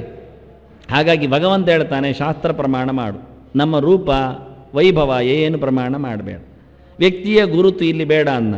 ಅಲ್ಲಿ ಇದಕ್ಕೆ ಹೇಳಿದಾನೆ, ಸಾಂಖ್ಯೀಕೃತಾಂತೆ ಪ್ರೋಕ್ತಾನಿ ಅಂದ. ವ್ಯಕ್ತಿ ಹೇಳೋದಿಲ್ಲವ, ಶಾಸ್ತ್ರದಲ್ಲಿ ಹೇಳಿದೆ ಅಂತಾನೆ. ಗಮ್ಮತ್ತಿದೆ. ಯಾರು ಹೇಳಿದ್ದು ಹೇಳೋದಿಲ್ಲ. ನಾವು ಯಾರು ಹೇಳಿದ್ದು ಅಂತ ಹುಡುಕ್ಬೇಕು. ಬೇಕಾದರೆ ಆಥರ್, ಟೈಟಲ್ ಎಲ್ಲ ನಾವು ನೋಡಬೇಕು. ಅವ ಕೇವಲ ಸಬ್ಜೆಕ್ಟ್ ಹೇಳ್ತಾನೆ. ಸಾಂಖ್ಯೀಕೃತಾಂತೆ ಪ್ರೋಕ್ತಾನಿ, ಶಾಸ್ತ್ರ ಯಾವುದು ಕೇಳಿದರೆ ಸಾಂಖ್ಯಶಾಸ್ತ್ರ ಅಂದ. ಸಾಂಖ್ಯಶಾಸ್ತ್ರಕ್ಕೆ ಒಂದು ಚಂದವಾದ ಅರ್ಥ ವಿಶ್ವನಾಥ ಬರೀತಾನೆ. ಎಲ್ಲ ಬರೆದಿದ್ದಾರೆ, ಬಹಳ ಚೆನ್ನಾಗಿದೆ ಅಂತ ಹೇಳ್ತಾನೆ. ಸಮ್ಯಕ್ ಪರಮಾತ್ಮಾನಂ ಖ್ಯಾತಿ ಕಥಯತಿ ಇತಿ ಸಾಂಖ್ಯಂ ಅಂತ ಬರೀತಾನೆ. ದೇವರನ್ನು ಎಲ್ಲಿ ಚೆನ್ನಾಗಿ ಹೇಳ್ತದೆ ಅದು ಶಾಸ್ತ್ರ, ಅದು ಸಾಂಖ್ಯ. ಸಂಖ್ಯಾ ಅಂದರೆ ಲೆಕ್ಕ ಅಂತ ಅರ್ಥ. ಲೆಕ್ಕಕ್ಕೆ ಸಂಖ್ಯಾ ಹೆಸರು. ಅದರಿಂದ ಲೆಕ್ಕದ ಶಾಸ್ತ್ರ, ಗಣಿತ ಶಾಸ್ತ್ರ ಆಯಿತು. ಲೆಕ್ಕಾಚಾರದಲ್ಲಿ ಹೇಳಿದ್ದು ಅಂತ. ಇಡೀ ಜಗತ್ತನ್ನು ಪಂಚಭಿಶ್ಚೈವ ಚತುರ್ಭಿಃ ದಶಭಿಸ್ತತ ಏತತ್ ಚತುರ್ವಿಂಶತಿಗಂ ಗಣಂ ಪ್ರಾಧಾನಿಕಂ ವಿದುಹು ಅಂತ. 5 ಕೂಡಿಸು 4 ಕೂಡಿಸು 10 ಇದು ಪ್ರಪಂಚ ಆಯಿತು. ಅದರಾಚೆಗಿಲ್ಲ, ಇಷ್ಟೇ. ಬಹಳ ಸಣ್ಣ ಸೂತ್ರ ಇದು. 5 ಪಂಚಭೂತಗಳು ಕೂಡಿಸು 5 ಅದರ ವಿಷಯಗಳು, ಪಂಚಭೂತಗಳ ವಿಷಯಗಳು ಅಂದರೆ ತನ್ಮಾತ್ರೆಗಳು. ಮಣ್ಣು, ನೀರು, ಬೆಂಕಿ, ಗಾಳಿ, ಆಕಾಶ 5 ಭೂತಗಳು. ಮಣ್ಣಿನಲ್ಲಿರತಕ್ಕ ಗಂಧ, ನೀರಿನಲ್ಲಿರತಕ್ಕಂತಹ ರಸ, ಗಾಳಿಯಲ್ಲಿರತಕ್ಕಂತಹ ಸ್ಪರ್ಶ, ಆನಂತರ ಅಗ್ನಿಯಲ್ಲಿರತಕ್ಕಂಥ ರೂಪ, ಇವನ್ನೇ ಇಟ್ಟುಕೊಂಡದ್ದವರು. ಆಕಾಶದಲ್ಲಿರತಕ್ಕಂಥ ಶಬ್ದ ಆಯಿತು. ಶಬ್ದ, ಸ್ಪರ್ಶ, ರೂಪ, ರಸ, ಗಂಧಗಳು ಪಂಚಭೂತಗಳ ವಸ್ತುಗಳು. 5 ಕೂಡಿಸು 5. ಆನಂತರ 10 ಇದನ್ನು ನುಂಗು ಹಾಕಿಯುವಂಥವುಗಳು. 5 ನುಂಗಿ ಹಾಕುವುದು 10 ಉಂಟು. 10ಕ್ಕೆ 10 ಉಂಟು. ಯಾವುದು? ಕಣ್ಣು, ಕಿವಿ, ಮೂಗು, ನಾಲಿಗೆ, ಇದೆಲ್ಲ 5 ಜ್ಞಾನೇಂದ್ರಿಯಗಳು, ಕೈ, ಕಾಲು, ವಿಸರ್ಗ ಇಂದ್ರಿಯಗಳು 2, ಇವೆಲ್ಲ ಸೇರಿಕೊಂಡು 10. ಅದಿಂದ ಹೇಳಿದ ಶ್ರೋತ್ರಂ ಚಕ್ಷು ಸ್ಪರ್ಶನ ರಸನಂ ಘ್ರಾಣಮೇವ ಚ ಅಧಿಷ್ಠಾಯ ಮನಶ್ಚಾಯ ವಿಷಯಾನುಪಸೇವತೆ ಅಂತ ಹೇಳಿ ಆಗಿದೆ ಅದರ ಲೆಕ್ಕಾಚಾರ ಸಾಂಖ್ಯರು ಮಾಡಿದ್ದು. 5 5 ಮತ್ತು 10 ಮತ್ತು 4. ಮನಸ್ಸು, ಬುದ್ಧಿ, ಅಹಂಕಾರ, ಚಿತ್ತ ಅಂದರೆ ಜೀವ, ಬುದ್ಧಿ ಆಚೆ ನಿಂತವ. ಅದರ ಆಚೆಗೆ ಇರುವುದು ಪ್ರಕೃತಿ ಲಕ್ಷ್ಮಿ, ಅದಕ್ಕೆ ಆಚೆ ನಿಂತವ ಪುರುಷ ಪರಮಾತ್ಮ. ಅಲ್ಲಿಗೆ ಆಯಿತು, ಇನ್ನೇನಿಲ್ಲ. ಒಂದೊಮ್ಮೆ ಇಲ್ಲಿಯೇ ಲಕ್ಷ್ಮಿ ಅಂತಂದ್ರು 24ರಲ್ಲಿ ಅದು ಆಗ್ಬೋದು. ಮನಸ್ಸು, ಬುದ್ಧಿ, ಅಹಂಕಾರ, ಅವ್ಯಕ್ತ ಅಂತ ಇಟ್ಟುಕೊಂಡ್ರೂ ಆಗ್ಬೋದು. ಅದರ ಆಚೆಗೆ ಪುರುಷ, ಜೀವ 25ನೇದು ಭಗವಂತ ಅವನ ನಿಯಾಮಕನಾಗಿ, ಹಾಗೂ ಆಗ್ಬೋದು. ಎಲ್ಲ ದೇವತೆಗಳನ್ನು ಇಲ್ಲೇ ಸೇರಿಸಿಕೊಂಡ್ರೆ, ಜೀವರು ಇಲ್ಲೇ ಬಂದುಬಿಟ್ರೆ ಅದರ ಆಚೆ 25 ಭಗವಂತ. ಪಂಚವಿಂಶ ಪ್ರಕೀರ್ತಿತಃ ಅಂತ 25ನೇದು ದೇವರು. ಲಕ್ಷ್ಮಿ ಬೇರೆ ಹೇಳಿದರೆ 26 ಜಡ ತಗೊಂಡ್ರೆ, ದೇವತೆಗಳು ಬಂದು ಹೋದರೆ 25 ಸಾಕು ಅಂತ. ಇದು ಇಡೀ ಸಾಂಖ್ಯ ಸಿದ್ಧಾಂತ. ಅಲ್ಲಿಗಾಯಿತು. ಸುಲಭವಾಗಿ ಇಡೀ ಪ್ರಪಂಚವನ್ನು ನೋಡ್ಬೋದು. ಪ್ರಪಂಚದಲ್ಲಿ ಇನ್ನೊಂದಿಲ್ಲ, ಇಷ್ಟೇ. ಅದನ್ನು ಸಾಂಖ್ಯರು ಹೇಳುತ್ತಾರೆ. ಹೇಳಿದರೆ ತತ್ವಶಾಸ್ತ್ರವನ್ನು ಸಂಖ್ಯಾ ಮಾತಿನಲ್ಲಿ ಹೇಳಿರತಕ್ಕ ವ್ಯವಸ್ಥೆ. ನೀವು ಲೆಕ್ಕ ಹೇಳಿದ್ದು ಸರಿ ಇತ್ತು, ಅದು ಒಂದು ಕೊನೆಯ ಲೆಕ್ಕ ತಪ್ಪಿತ್ತು. ಎಂಥದ್ದು? 5 ಕೂಡಿಸು 5 ಕೂಡಿಸು 4 ಕೂಡಿಸು 10 ಹೌದು. ಆದರೆ ಪರಮಾತ್ಮ ಎಲ್ಲಿ ಬೇಕು? ಇಲ್ಲಿ ಯಾಕೆ ಬೇಕು? ನಾವು ಸಾಲ್ದ? ನಾವೇ ದೇವರಾದರೆ ಏನಾಯಿತು? ನಿಮ್ಮ ಗಂಟು ಹೋಗುತ್ತೆ. ನಮ್ಮಲ್ಲಿ ಒಬ್ಬರನ್ನು ದೇವರು ಮಾಡ್ತೀವಿ, ಇನ್ನೇನು? ನಾವೇ ದೇವರು ಹೇಳೋದು ಬೇಡ, ಕಷ್ಟ ಆಗುತ್ತೆ, ಇಟ್ಟುಕೊಳ್ಳೋ. ಇನ್ನೊಬ್ಬರಿಗೆ ಸಂಕಟ ಆಗ್ತದೆ. ಅದರಿಂದ ಎಲ್ಲರೂ ದೇವರಾದರೆ ಗತಿಯೇ ಇಲ್ಲ. ಯಾರನ್ನು ಪೂಜೆ ಮಾಡೋದು? ಅದಕ್ಕೆ ನಾವು ಯಾರನ್ನಾದರೂ ಒಬ್ಬರನ್ನು ದೇವರು ಮಾಡಿಬಿಡ್ತೇವೆ. ಈಗ 40 ಕೋಟಿ ಖರ್ಚು ಮಾಡಿ ಸಚಿನ್ನನ್ನೊಂದು ದೇವಸ್ಥಾನ ಮಾಡ್ತಾರಂತೆ. ದೇವಸ್ಥಾನ ಅಲ್ಲ, ಜೀವಸ್ಥಾನ, ಭೂತಸ್ಥಾನ ಅಷ್ಟೇ. ದೇವರನ್ನು ಕುಳ್ಳಿರಿಸಿದ ದೇವಸ್ಥಾನ ಹೇಳುವ ಶಬ್ದವನ್ನು ಒಪ್ಪಿಕೊಳ್ಳುತ್ತಾರೆ ನೋಡಿ. ಅವನ ದೇವಾಲಯ ಕಟ್ತೇವೆ, ಅವನ ಮೂರ್ತಿಯನ್ನು ಇಡ್ತೇವೆ ದೊಡ್ಡ ಗಾತ್ರದ್ದು. ದುಡ್ಡಿದೆ, ಹುಚ್ಚಿದೆ ಎಂದು ಹೇಳಿದ ಕೃಷ್ಣ. ಭೂತ ಪ್ರೇತ ಪಿಶಾಚಾದೀನಿ ಯಜಂತೆ ತಾಮಸಾ ಜನಾಹ ಅಂತ ಚೆನ್ನಾಗಿ ಗೀತೆಯರು ಉಗುಳಿದ್ದಕ್ಕೆ ಒಂದು ದೃಷ್ಟಾಂತ ಅಂದರೆ ಅದು. ಎಲ್ಲಿ ಉಂಟು ಕೇಳಿದರೆ ಇಲ್ಲಿ ಉಂಟು, ಹೇಳಲಿಕ್ಕಾಗುತ್ತೆ. ಮತ್ತು ಒಂದು ಹೇಳಲಿಕ್ಕೆ ದೃಷ್ಟಾಂತ ಬೇಕಲ್ಲ. ಕೃಷ್ಣ ಹೇಳಿದ ಅದೆಲ್ಲ ಸುಳ್ಳೆ ಅಂಥದ್ದು ಏನಿಲ್ಲ ಹೇಳಿದರೆ ಉಂಟಯ್ಯ, ಉಂಟು, ಚೆನ್ನಾಗಿದೆ, ನಮ್ಮ ಹೊತ್ತಿನಲ್ಲೇ ಇದೆ, ಇಂಥ ಕಡೆಯಲ್ಲಿದೆ ಅಂತ ತೋರಿಸ್ಲಿಕ್ಕೆ ಒಂದು ಉದಾಹರಣೆಗೆ ಕೊಟ್ಟಿದ್ದು ವಾಸ್ತವವಾಗಿ. ಅದರಿಂದ ಭಗವಂತ ಸಾಂಖ್ಯಶಾಸ್ತ್ರದಲ್ಲಿ ದೇವರು ಇಲ್ಲ ಹೇಳಿದರೆ ಅದಕ್ಕೆ ಹೇಳ್ತಾನೆ ಪ್ರೋಕ್ತಾನಿ ಅಂದ, ಉಂಟಲ್ಲ ಅಂತಾನೆ. ತಪ್ಪು ಹೇಳಿದ ಶಾಸ್ತ್ರದಲ್ಲಿ ಇಲ್ಲ, ಸರಿ ಹೇಳಿದ್ರಲ್ಲಿ ಉಂಟು ಅಂದ. ಸಾಂಖ್ಯಕೃತಾಂತೆ ಪ್ರೋಕ್ತಾನಿ, ಪ್ರಾಂತ ಪರನನ್ನು ಹೇಳಿದ್ದು ಅಂತ ಪ್ರಕರ್ಷವಾಗಿ ಹೇಳಿದ್ದಾರೆ. ಆದ್ದರಿಂದ ಪ್ರಕರ್ಷವಾಗಿ ಹೇಳಿದ್ದಕ್ಕೆ ಸಾಂಖ್ಯಶಾಸ್ತ್ರಕ್ಕೆ ಸಂಖ್ಯಾ ಶಬ್ದಕ್ಕೆ ಅರ್ಥವನ್ನು ಮಾಡಿದ್ದು ಸಮ್ಯಕ್ ಪರಮಾತ್ಮಾನಂ ಖ್ಯಾತಿ ಅಂತ. ಅವನು ಹಾಗೆ ಹೇಳಿದ. ಸಮ್ಯ ಎನ್ನುವುದಕ್ಕೆ ಚೆನ್ನಾಗಿ ಅಂತ. ಚೆನ್ನಾಗಿ ಹೇಳುವುದು ಅಂದರೆ ದೇವರನ್ನು ಇಟ್ಟುಕೊಂಡು ಹೇಳುವುದು. ದೇವರನ್ನು ಬಿಟ್ಟು ಹೇಳುವುದು ಅರ್ಧಂಬರ್ಧ ಹೇಳುವುದು, ಪೂರ್ವ ಗೊತ್ತಿಲ್ಲ. ಇವತ್ತಿನ ಇಲ್ಲಿನ ಕತೆ ಮಾತ್ರ ಹೇಳುವುದು ಮುಗಿದೋಯ್ತು. ಅತೀಂದ್ರಿಯವಾದ ಸಂಗತಿಗಳ ಬಗ್ಗೆ ಯೋಚಿಸಿಕೊಂಡು ಅನೇಕರ ಅನುಭವವನ್ನು ನಮಗಾಗುವುದಿಲ್ಲ ಅಂದಾಗ ಉಳಿದವರಿಗೆ ಆಗುವುದಿಲ್ಲ ಅಲ್ಲ, ನಮಗೆ ಕಾಣುವುದಿಲ್ಲ ಅಂದಾಗ ನಮಗೆ ಶ್ರದ್ಧೆ ಇಲ್ಲ ಅಂದಾಗ ಉಳಿದವರಿಗೆ ಶ್ರದ್ಧೆ ಇಲ್ಲ ಅಂತಲ್ಲ. ಅದನ್ನು ನಂಬಿಕೆ ಅಂದಾಗ ಬೇರೆ ರೀತಿಯದು. ನಂಬುವುದು ಬಿಡುವುದು ನಮಗೆ ಸಂಬಂಧಪಟ್ಟದ್ದು, ಆದರೆ ಸಂಗತಿಯ ಬಗ್ಗೆ ಅಲ್ಲ. ನಾನು ನಂಬಿದ್ದರಿಂದ ಇದೆ, ನಾನು ನಂಬುವುದಿಲ್ಲ ಅಂದರೆ ಇಲ್ಲ ಆಗುವುದಿಲ್ಲ. ನಾನು ನಂಬುವುದರಿಂದ ಆದರೆ ನಂಬುವುದಿಲ್ಲ ಅಷ್ಟೇ ಹೊರತು ಇಲ್ಲ ಆಗುವುದಿಲ್ಲ. ಇಲ್ಲ ಆಗಲಿಕ್ಕೆ ಇನ್ನೊಂದು ಸಂಗತಿ ಹುಡುಕಬೇಕು ನಾವು. ಹಾಗೆ ವಾಸ್ತವವಾಗಿ ಸಾಂಖ್ಯ ಶಬ್ದದಲ್ಲಿ ಸಂಖ್ಯಾ ಅಂದರೆ ಸಮ್ಯಕ್ ಖ್ಯಾನಂ ಅಲ್ಲ, ಸಂಖ್ಯಾನಂ. ಅಕಯಪ್ರವಿ ಸಂಭೂಮ ಸಕಃ ವಿಷ್ಣುವಾಚಕ ಅಂತ ಸಂಶಬ್ದಕ್ಕೆ ಅರ್ಥವೇ ಭಗವಂತ ಅಂತ ಅರ್ಥ. ಏಕಾಕ್ಷರ ಕೋಶದಲ್ಲಿ ಸಂಶಬ್ದಕ್ಕೆ ದೇವರು ಅಂತ ಹೇಳಿದ್ದಾರೆ. ಸಂಪೂರ್ಣವಾದ ವಸ್ತು ಅಂದರೆ ದೇವರು ಮಾತ್ರ, ಉಳಿದದ್ದೆಲ್ಲವೂ ಅಪರಿಪೂರ್ಣವೇ. ಯಾವ ಕಾಲದಲ್ಲಿಯೂ ಪೂರ್ಣಮದಃ ಪೂರ್ಣಮಿದಂ ಪೂರ್ಣಾತ್ ಪೂರ್ಣಮುದಚ್ಯತೆ ಅಂತ ದೇವರಿಗೆ ಮಾತ್ರ ಹೇಳಿದ ಅನ್ವಯ ಅದು. ಇನ್ಯಾವುದು ಪೂರ್ಣ ಅಲ್ಲ. ಆದ್ದರಿಂದ ದೇವರಿಂದ ಜೀವನು ಬರ್ತಾನೆ ಅಂದಾಗ ಪೂರ್ಣ ಬರುವುದಿಲ್ಲ. ಪೂರ್ಣಮದಃ ಪೂರ್ಣಮಿದಂ ಸರಿ, ಪೂರ್ಣಾತ್ ಪೂರ್ಣ ಮುದಚ್ಯತೆ ಅಲ್ಲ, ಪೂರ್ಣಾತ್ ಅಪೂರ್ಣ ಮುದಚ್ಯತೆ. ಆ ಮಂತ್ರಕ್ಕೆ ಜೀವನೂ ಅರ್ಥ ಆಗುವುದೇ ಇಲ್ಲ, ಭಗವಂತ ಮಾತ್ರ ಅರ್ಥ ಆಗ್ತಾನೆ. ದೇವರು ಇಡಿಯಾಗಿ ಬರ್ತಾನೆ. ಅವನು ದೀಪಾಂತರಮ್ಯತ ಅಂತ ಲಕ್ಷ ದೀಪ ಮಾಡಿದಂತೆ ಒಂದು ದೀಪದಿಂದ ಅಷ್ಟೇ ಬೆಳಕನ್ನು ಕೊಡುವ, ಅದಕ್ಕೇನೂ ಚ್ಯುತಿ ಇಲ್ಲದೆ ಇರತಕ್ಕ ಮೊದಲ ದೀಪವು ಕುಂದುವುದಿಲ್ಲ, ಎರಡನೇ ದೀಪ ಅದಕ್ಕಿಂತ ಹೆಚ್ಚಿನದ್ದು ಅನಿಸಿಕೊಳ್ಳುವುದಿಲ್ಲ. ಆ ರೀತಿಯಾಗಿ ಭಗವಂತನ ಸೃಷ್ಟಿ, ಒಂದು ರೂಪದಿಂದ ಇನ್ನೊಂದು ರೂಪಗಳು, ಅನಂತ ರೂಪಗಳು, ಅನಂತ ಜೀವರ ಒಳಗಿನ ಭಗವಂತನ ಬಿಂಬರೂಪಗಳ ವ್ಯವಸ್ಥೆ. ಹಾಗಾಗಿ ಇದು ಪೂರ್ಣದಿಂದ ಪೂರ್ಣಕ್ಕೆ ಮಾತ್ರ, ಒಂದು ಮಾತ್ರ ಪೂರ್ಣ ಇರುವುದು. ಅದಕ್ಕೆ ಮೊದಲು ಶುರುವಾಗುವುದು ವಿಶ್ವಂ ಅಂತ. ಪರಿಪೂರ್ಣವಾದ ತತ್ವ ಅದು ಒಂದುವೇ.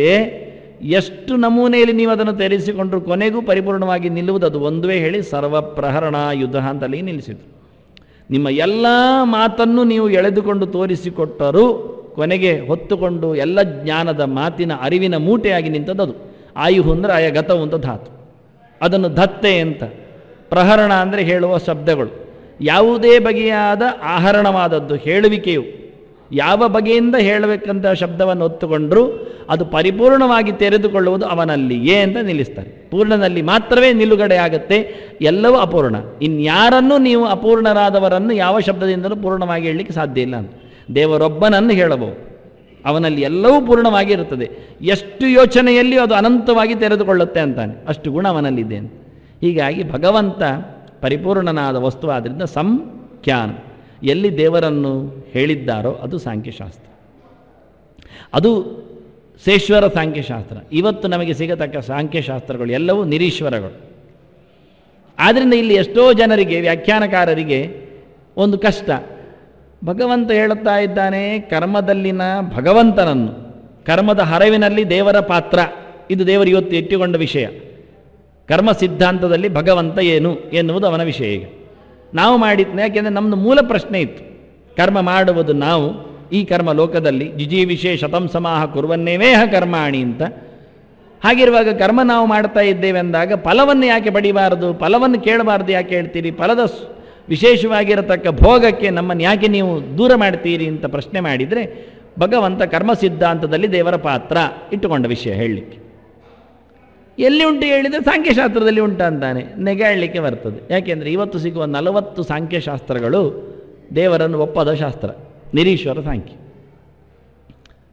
ಎಲ್ಲವೂ ಆಸುರಿ, ಪಂಚಶಿಖ, ಈಶ್ವರ ಕೃಷ್ಣ, ಯಾರು ಬರೆದದ್ದಿದ್ರು ಅವನ ಹೆಸರಲ್ಲೆಲ್ಲ ಇರ್ಬೋದು ಈಶ್ವರ ಕೃಷ್ಣ ಎಲ್ಲ, ಅದರಲ್ಲಿ ಪುಸ್ತಕದಲ್ಲಿ ಇಲ್ಲ.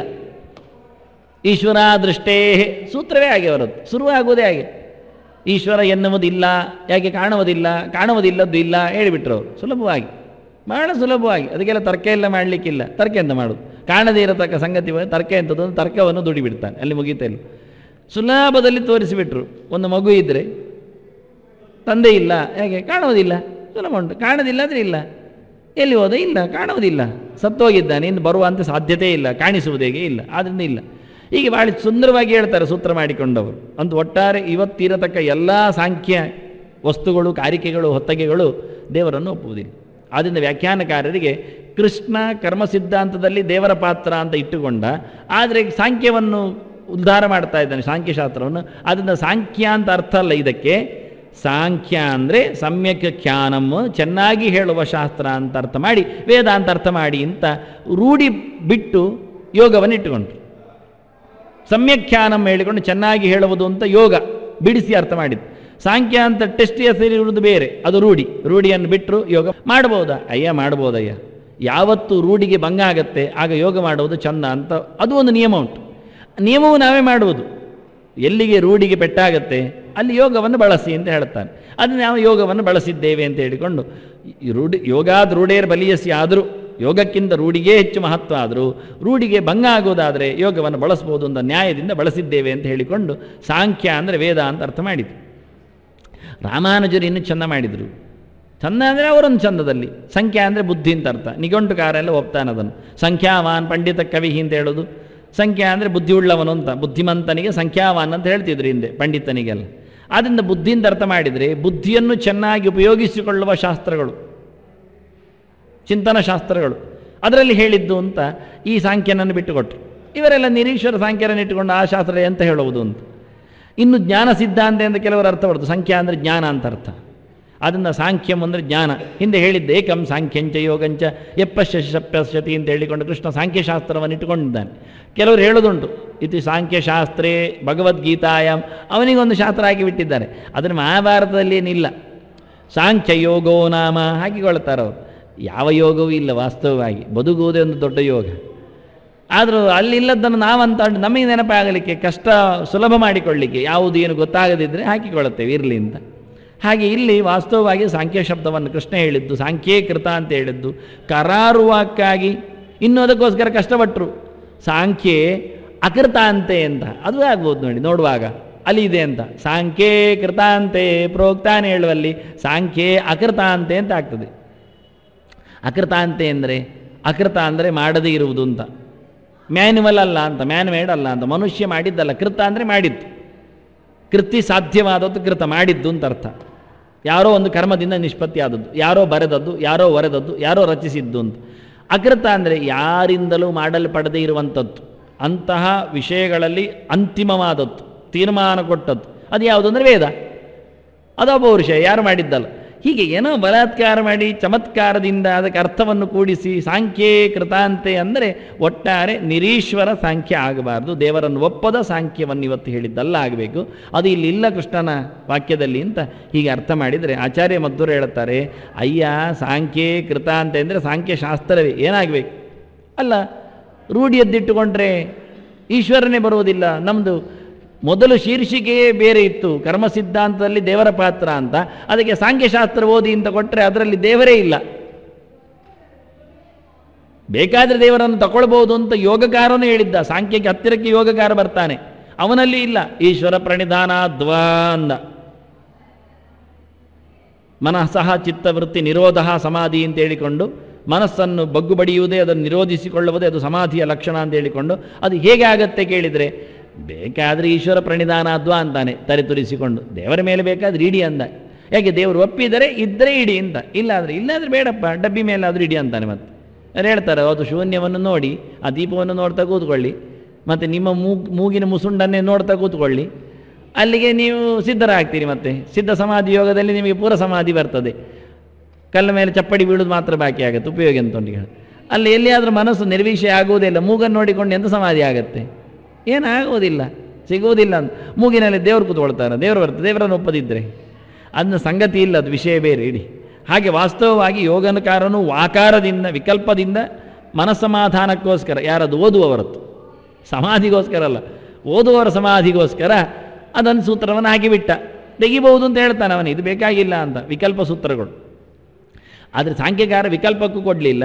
ಆದರೆ ಆಚಾರ್ಯ ಮಧ್ವರು ಸಾಂಖ್ಯಶಾಸ್ತ್ರದಲ್ಲಿ ಹೇಳಲ್ಪಟ್ಟದ್ದು ಹೇಳಿದಾಗ ಆಕ್ಷೇಪ ಮಾಡ್ತಾರೆ. ಅದಕ್ಕೆ ಆಚಾರ್ಯ ಹೇಳ್ತಾರೆ, ಸಾಂಖ್ಯಶಾಸ್ತ್ರ ಎರಡು ಉಂಟಲ್ಲಯ್ಯ ಅಂದರು. ನಿರೀಶ್ವರ ಸಾಂಖ್ಯ ಬೇರೆ, ಸ್ಥೇಶ್ವರ ಸಾಂಖ್ಯ ಬೇರೆ, ಎರಡು ಉಂಟು. ನಿರೀಶ್ವರ ಸಾಂಖ್ಯ ಇವತ್ತು ನಾವು ಇಟ್ಕೊಂಡಿದ್ದೇವೆ, ಬಳಸಿಕೊಳ್ತಾ ಇದ್ದೇವೆ. ಶೇಶ್ವರ ಸಾಂಖ್ಯ ಕಳೆದು ಬಿಟ್ಟಿದ್ದೇವೆ, ಬಿಸಾಡಿಕೊಂಡಿದ್ದೇವೆ ಅಷ್ಟೇ. ಯೋಗಶಾಸ್ತ್ರವು ಎರಡಿತ್ತು. ಯೋಗ ಪ್ರವರ್ತಕ ದತ್ತ, ಅವನ ಜಯಂತಿ ಆಯಿತು ನಿನ್ನೆ. ದತ್ತಾತ್ರೇಯ ಯೋಗ ಇವತ್ತಿಲ್ಲ, ಕಳೆದೋಗಿದೆ.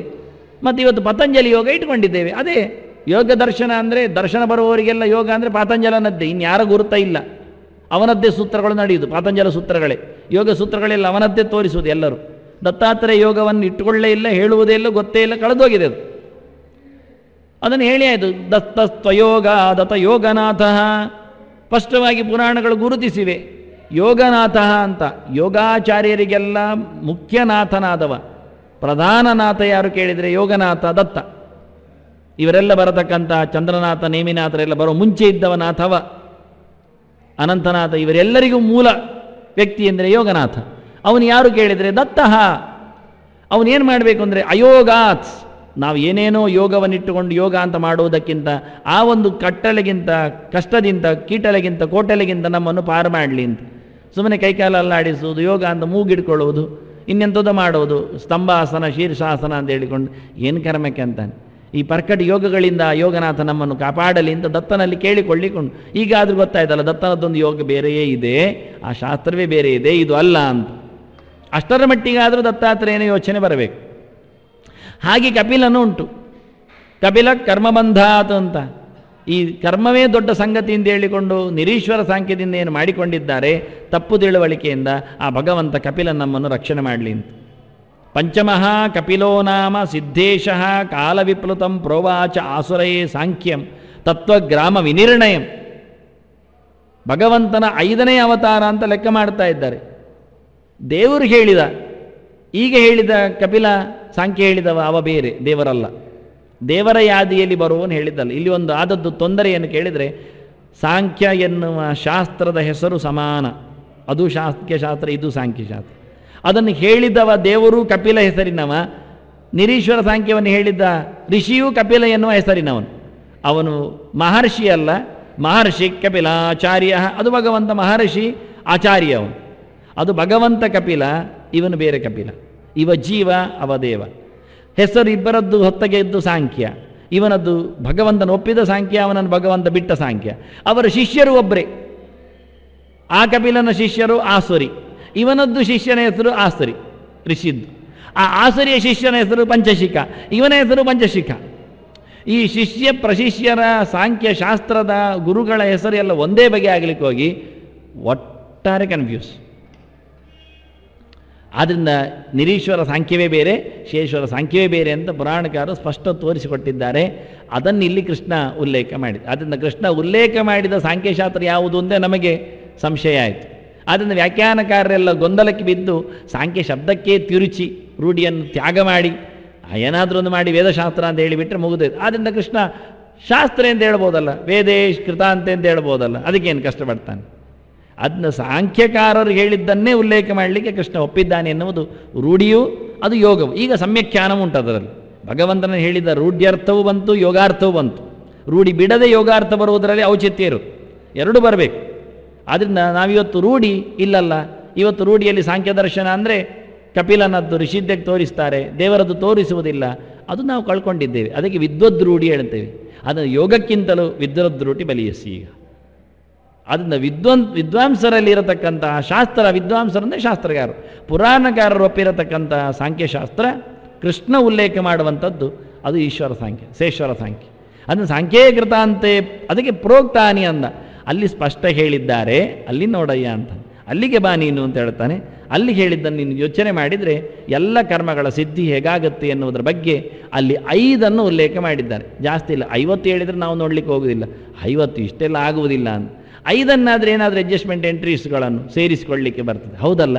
5ರಲ್ಲಿ ನಾವು ಎಷ್ಟು, ಇನ್ಯಾರೆಲ್ಲ ಎಷ್ಟು, ಅವರ ಪಾಲುದಾರಿಕೆ ಏನೆನ್ನುವುದು ಮುಂದೆ ಕೃಷ್ಣ ಸಾಂಖ್ಯಕೃತಾಂತವನ್ನು ಬಿಚ್ಚಿ ತೋರಿಸ್ತಾನೆ. ಶ್ರೀಕೃಷ್ಣ ಅರ್ಪಣಂ. ಶ್ರೀಸ್ತಾನೆ ಶ್ರೀಕೃಷ್ಣ ಅರ್ಪಣಂ. ಶ್ರೀಸ್ತಾನೆ ಶ್ರೀಕೃಷ್ಣ ಅರ್ಪಣಂ. ಶ್ರೀಸ್ತಾನೆ ಶ್ರೀಕೃಷ್ಣ ಅರ್ಪಣಂ. ಶ್ರೀಸ್ತಾನೆ ಶ್ರೀಕೃಷ್ಣ ಅರ್ಪಣಂ. ಶ್ರೀಸ್ತಾನೆ ಶ್ರೀಕೃಷ್ಣ ಅರ್ಪಣಂ.